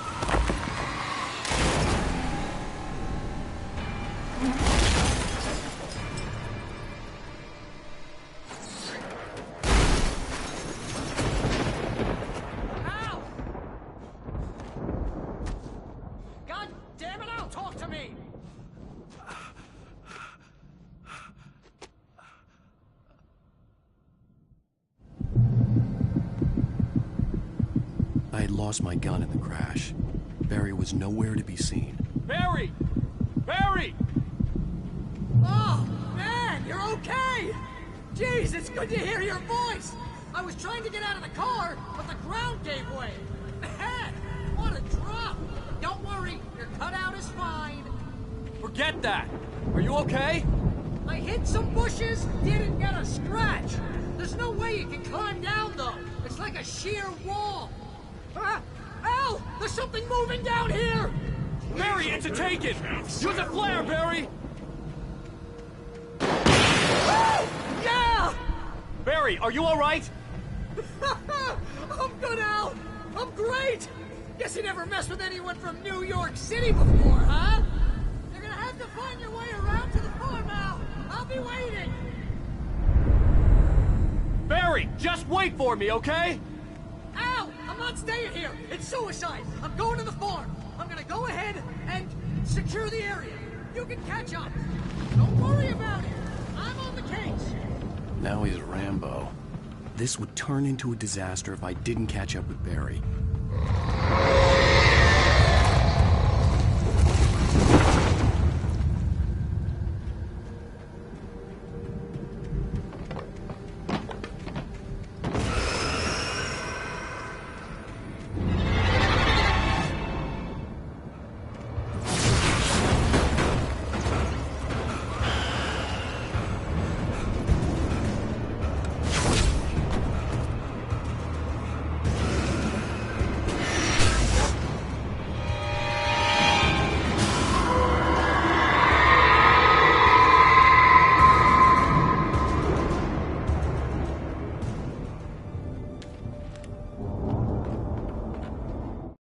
When he stopped the car at the Anderson farm, Walter felt relieved. Oblivion was close at hand. The brothers wouldn't miss a jar of moonshine or two in the booby hatch. But then he saw the man on the porch, and he knew who it was. Driving for his life and knowing it was useless, he didn't realize he was crying until he couldn't see the road for the tears.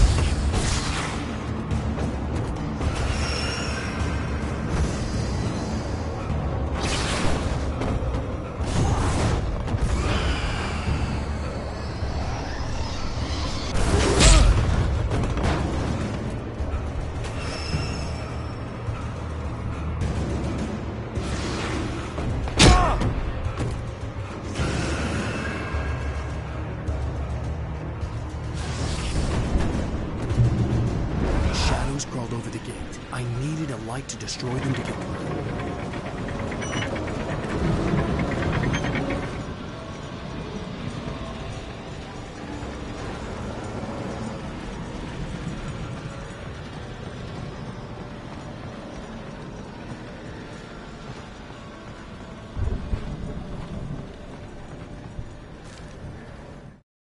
Agent Nightingale stared at the passed-out rider. The man was sleeping off one hell of a night. Nightingale felt a stab of envy at Wake's oblivion, but he had a job to do. He put the gun to Wake's head and almost became a murderer.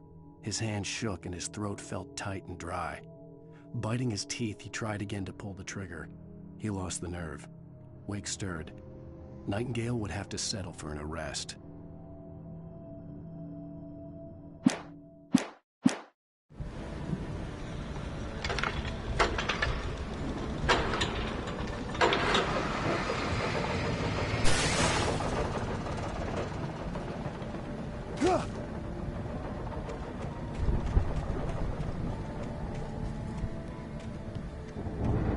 I could sense the movement in the woods ahead. Facing the enemy without a weapon was dangerous, but I had no choice.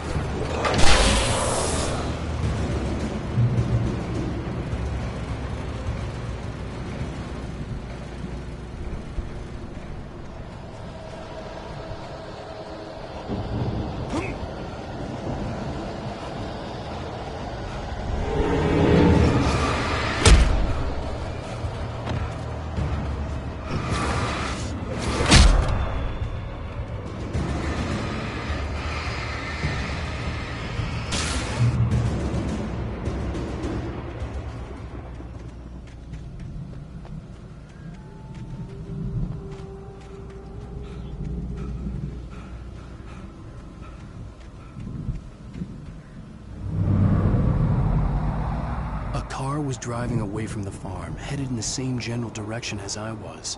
For all I knew, it was Barry, caught in the consequences of leaping before looking.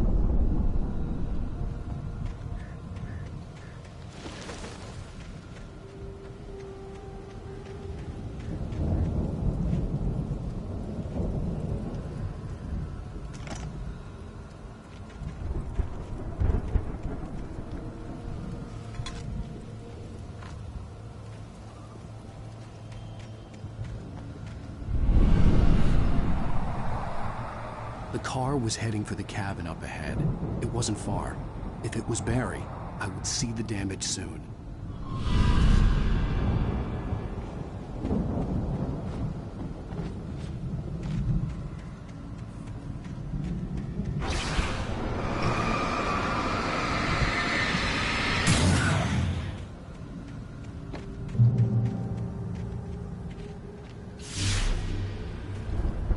I'm trying to deliver each page to the right time and place.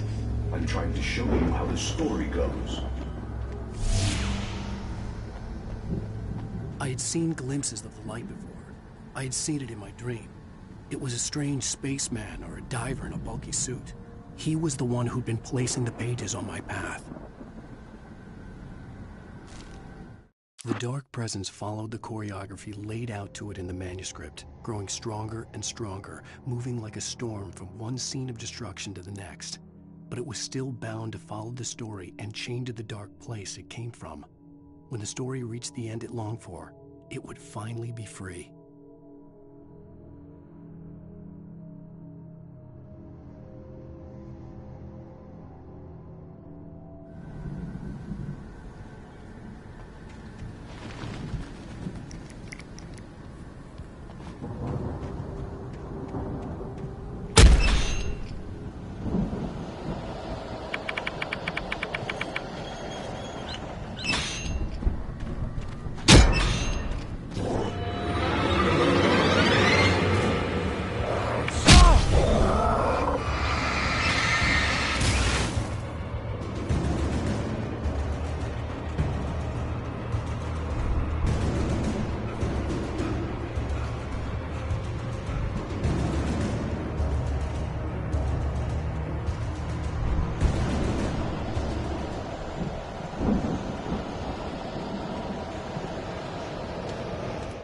The storm raged on as the Anderson brothers walked unsteadily away from the clinic with the other patients in tow, knowing that this time they wouldn't return.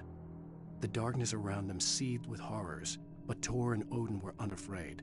Their eyes glinted with guile. They knew every secret path, and there was blood on their hands. They had fought these shades before.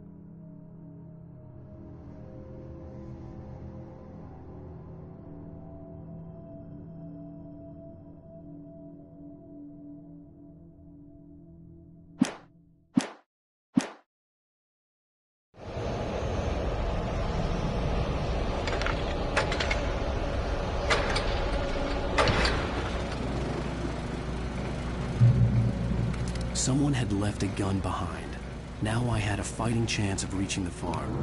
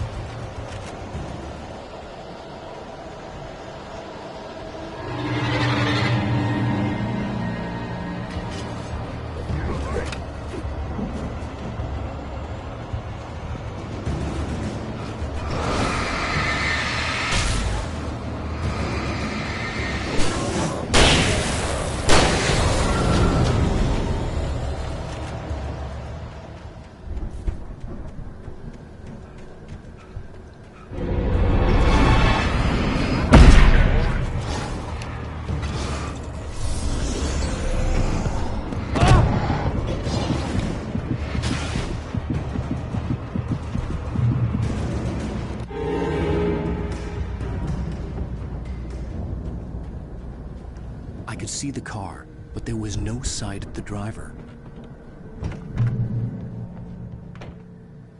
Hello? Anybody here? Barry! No! Danny, you're not! Please!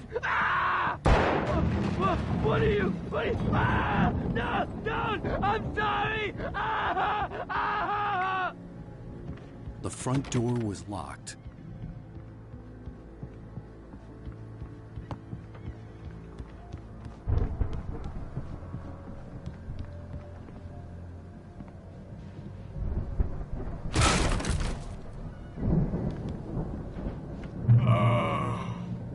I know you.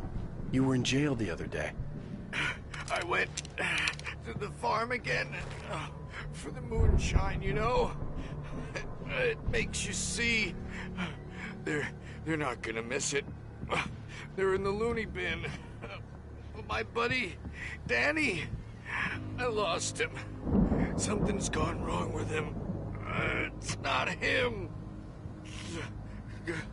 Like a real bad follow-up to a real good movie. The best friend's suddenly the bad guy. Who wrote this crap anyway?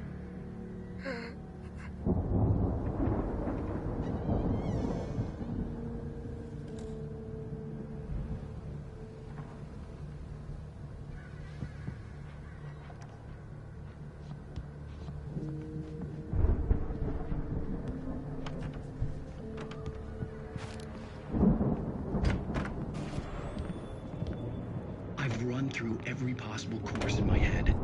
If I continue like the Dark Presence wants me to, the story I'm writing won't save Alice. It's a horror story, and it's going to kill her, and me, and everybody in this town. No one will survive. Darkness will consume everything. This is what it's wanted all along. It will be free, unstoppable. It used Alice to get to me, dangled her in front of me to keep me going. It was never going to release her. I'm going to change this. I'll escape. I've written myself into the story. I'm now the protagonist. This feels like a terrible risk, but it's the only way to save Alice. I'll be bound by the events of the story just as much as anyone else who's been woven into it. The story must stay true for this to work. There have to be victims along the way, near escapes, cliffhangers. In a horror story, it can't be certain that the hero will succeed or even survive. He almost has to die. I'll write my own escape into the story next. I need help. Zane's going to be the one who will help me. I'll make it happen.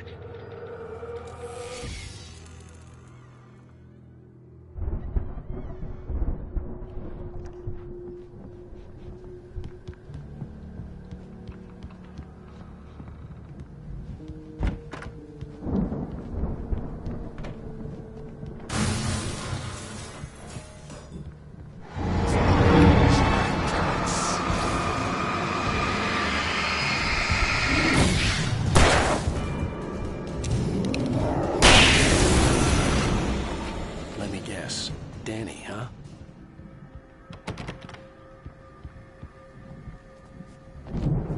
The farm was still a good distance away.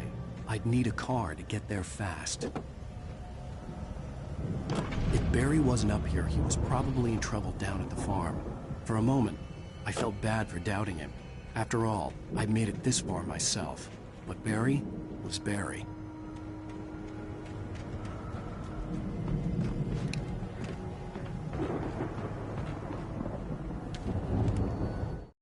For a moment, Hartman considered strangling the idiot. Mott was mean-spirited, but easily manipulated, an emotional infant who lived for his approval. Wake, by contrast, was a far more difficult subject. Mott had given him too much leash. In 2 days, who knew what could happen? Hartman would have to find a way to rein him in, and quickly.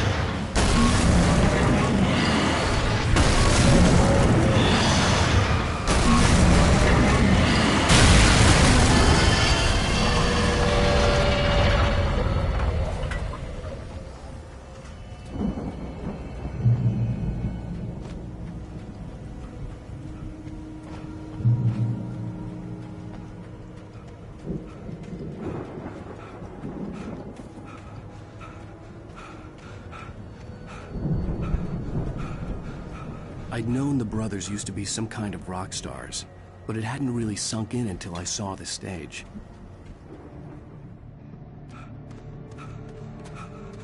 Ow! Run! Incoming! There's too many of them!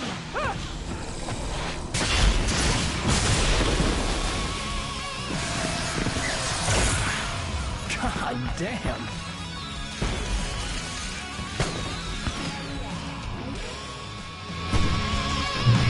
I'm so glad you decided to go it alone, Mr. Bronson. Shut up and shoot! Ow! We have to fight them off! I can set off more of the fireworks from here and help you out! Hey, Al! Did you notice there's some ammo and stuff around? This place is stopped! Al! Hold on! I'll try to get the stage lights on!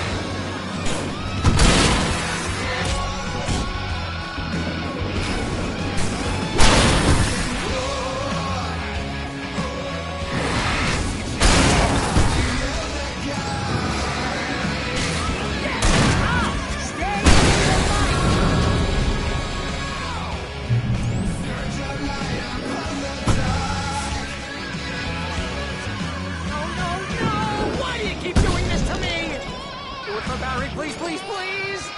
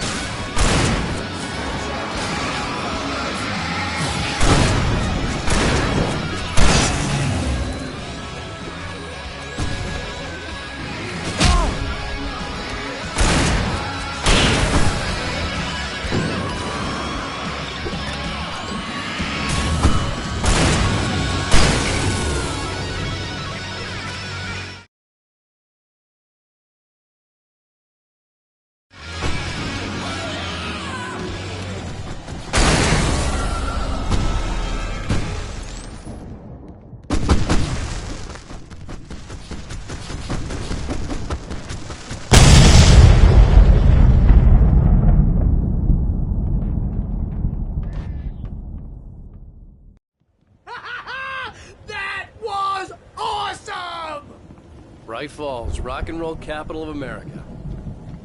Hey, Al! This way to the farm!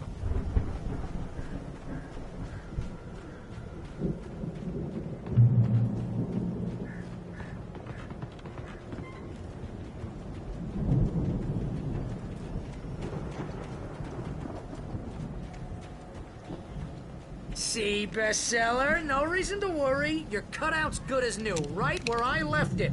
I'll come back for it once we have the place secured. Yeah, that's been my biggest worry all this time.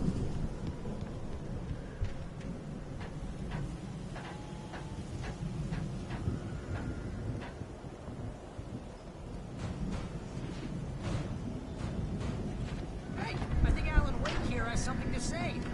What's that, Al? Ooh, I'm Alan Wake. I'm always right about everything. And if I don't get my way, I'll sulk all day long. I'm always intense and moody. It makes me very attractive and mysterious. Right now, I'm just standing here because I need my best friend Barry to carry me. But that's okay. I can just take him for granted. I think I see what you did there. Wow, that's pretty good. You want me to do my imitation of They Barry really Wheeler? went all out with this No? Viking crap, didn't Thought they? so. Look at all this stuff. They must have done okay for... Sleep. We all spend a third of our dreams in its soft embrace, somewhere between fantasy and Hey, remember when I got you that gig? Your first real writing job. What got you started? Was this one of your episodes? vice versa. In Night Springs. Tonight's episode. It's 1976. Madness reigns at the Anderson farm. Contrary to all logic, the headiest ingredient of their moonshine is unfiltered water from Cauldron Lake. The Andersons feel like gods. Odin can't stop laughing. He contemplates cutting his eye out. Tor runs across the field, naked, shrieking, hammer in his hand, trying to catch lightning. Their songs have power. Something ancient is stirring in the depths, coming back.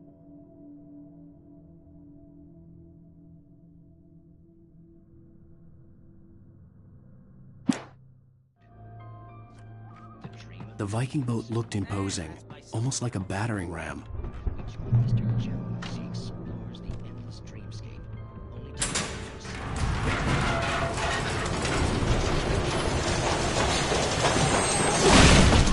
Oh, good going, Al.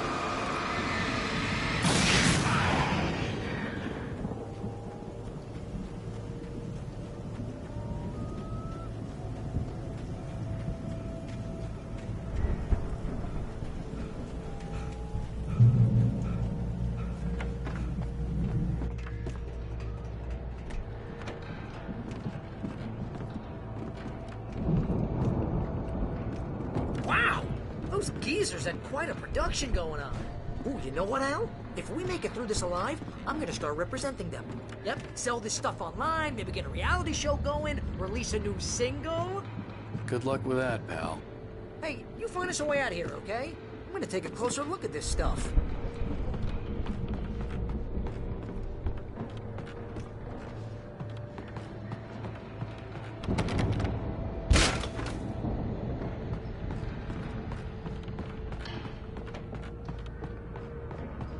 Be careful, Al!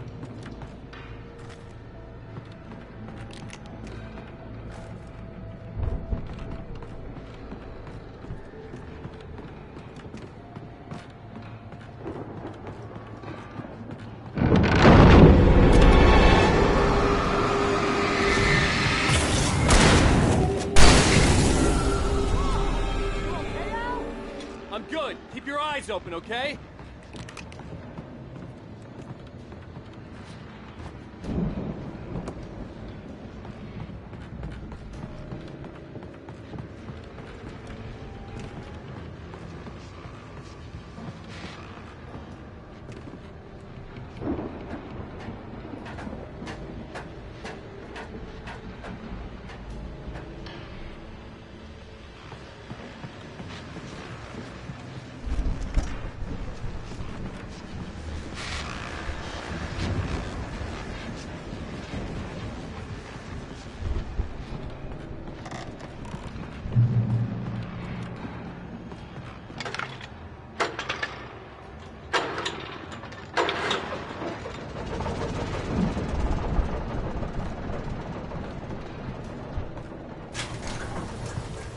I could see the building that had to be the Andersons' home on the other side of the field.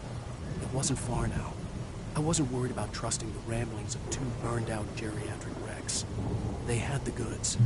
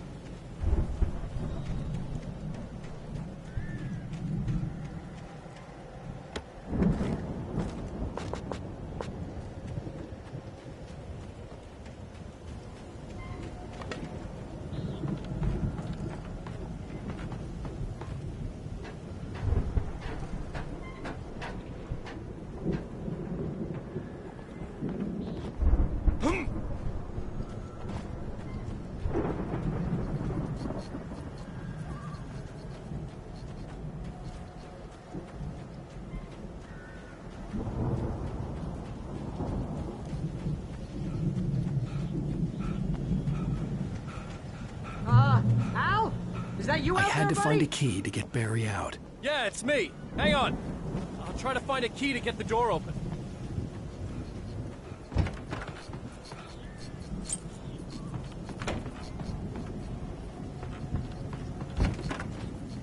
What's the holdup? Come on, this place is all dusty. You know I got my allergies. Hey, let's go, man.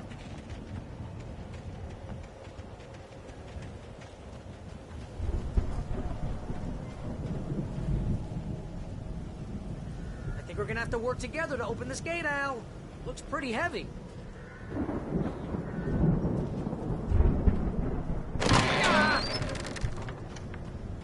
Hey, I think that's the farm on the other side of the field. We're almost there. This farm is a crazy place for crazy people. We should feel right at home then.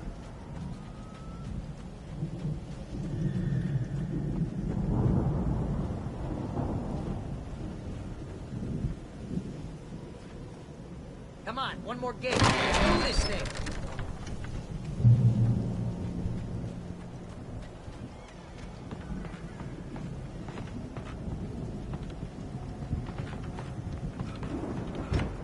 The lights are out.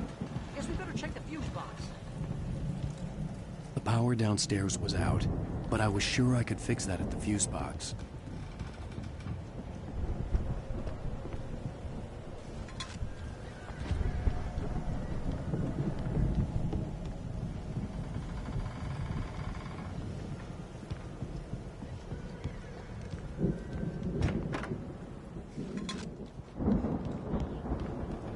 You know, this place looks kind of lived in. I thought the Andersons were on the booby hatch.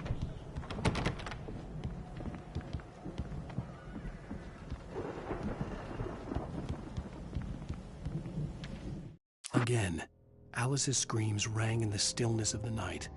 I saw myself run toward the cabin, flashlight in my hand. I followed my past self. I was an out-of-body observer, a time traveler in a crazy drunken dream. This was the beginning. The night Alice had disappeared. The mystery of what had happened during the missing week was about to reveal itself.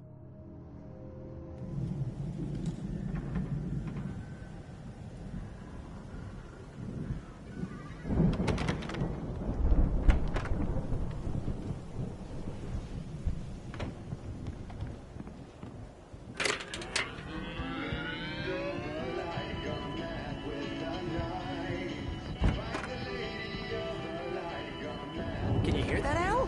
Music? Of course. We need to find where it's coming from. That's the message the Andersons talked about. That's the whole reason we're here. Lady of the Light? Oh, that's gotta be... What's-her-face? The crazy lamp lady from the town. Cynthia Weaver. Right!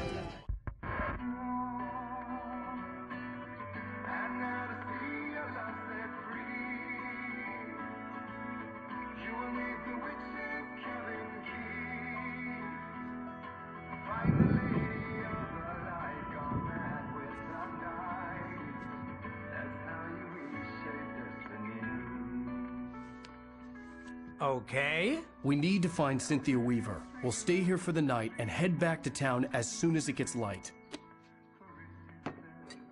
Hey, Al. Lots of hours before dawn. Might as well get some rest. And by rest, I mean drunk. Come on, Barry, this is... Yeah, what the hell?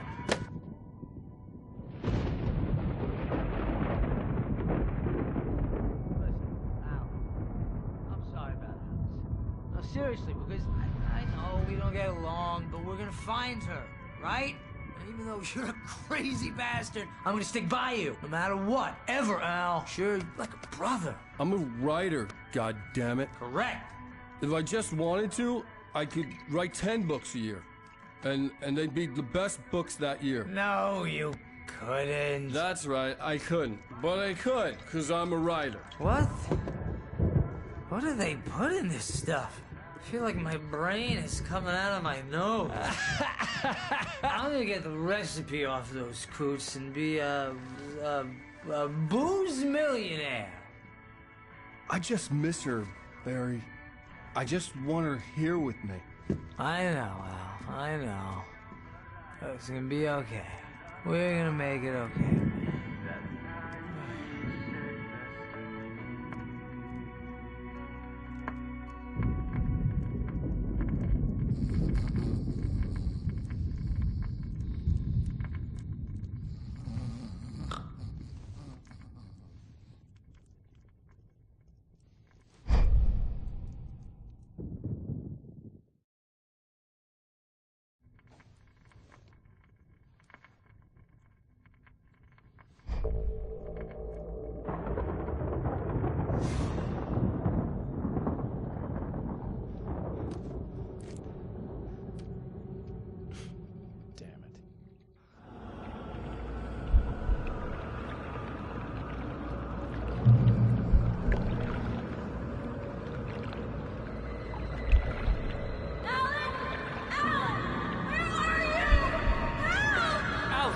coming! It's all right! I'm coming! It was a crazy, drunken dream. And yet, it was more than that. It was the truth. A suppressed memory unearthed by the Andersons' moonshine. I was there, an out-of-body observer. This was the night Alice and I had arrived at Bright Falls, the night Alice had disappeared. I had a chance to find out what had happened. I remembered being surprised to see the cabin dark. Alice would have never turned the lights off.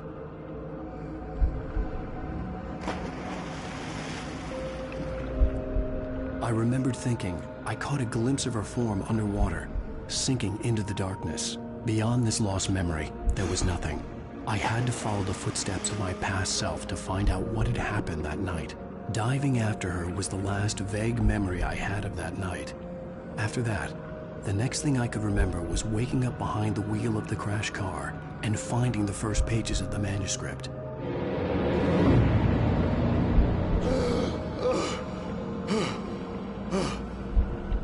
I couldn't find her in all that blackness. I must have thought she drowned.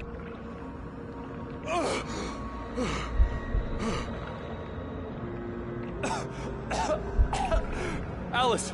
Jagger had Alice, and so she had me. Alice!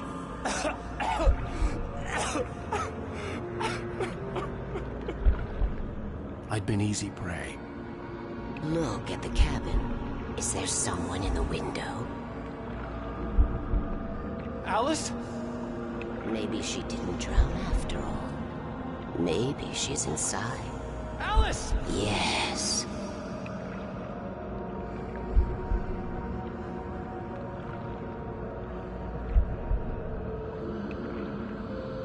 The dark presence had touched me.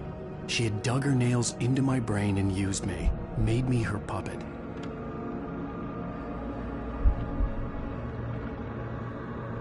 She must be here somewhere. Maybe upstairs in the study. Alice! Yes, that's where she is. You can apologize. Alice! You laugh at the whole thing together and put it behind Alice! you. She's not here. You were foolish to think so. No, she's dead. She drowned. No, no, no! It's your fault your wife is dead. You are guilty. All she wanted was to help you right. You killed her. Oh, hush. There's still hope. Cauldron Lake is a special place. Here, you have the power to change things. She wanted you to write. I will tell you what to do.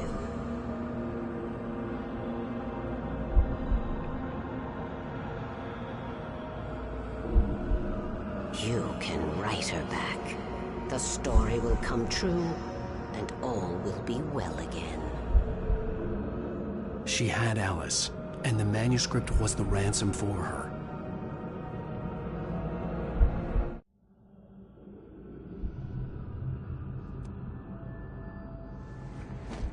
Yes. All right. I'll fix it. I'll bring her back.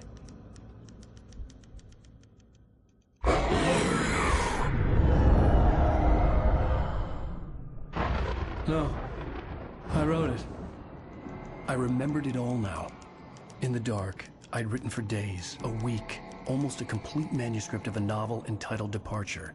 Jagger had been my editor, whispering in my ear, making sure that the unfolding story would make her more and more powerful.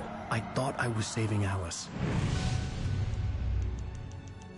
Even with the cobwebs she put in my head, some part of me had been aware enough to write my escape into the story, to bring a light into the cabin to release me before I could finish, to interrupt the horror story before the ending, where darkness consumed everything and everyone. Zane was weak and far away, but I had written him into the story, and his light had been enough to set me free. It isn't here now. I'm here because it was written. I brought the light to set you free. You must hurry. It will know I'm here. It will be back soon. It stole the skin of my barber a long time ago. She looks so old.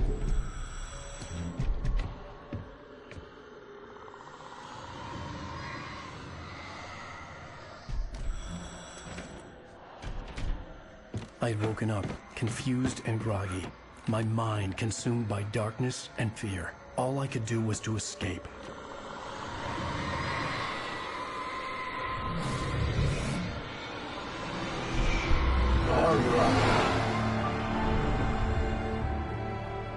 The week spent in the cabin had taken its toll. I was barely conscious, and fading fast. It had to have cost Zane terribly, thrown him even deeper into whatever dark place he now haunted. But he had managed to weaken the dark presence, kept me safe that night.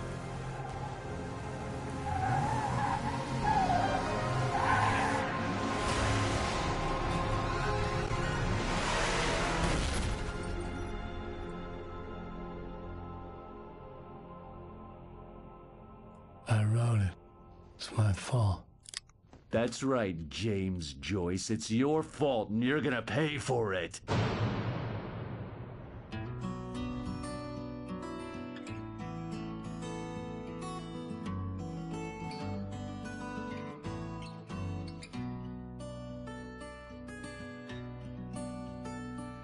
There's an old town road with mystery of Tom the poet and his muse, and a magic lake which gave a light to the words the poet used. Now the muse she was is happy. Previously on Alan Wake.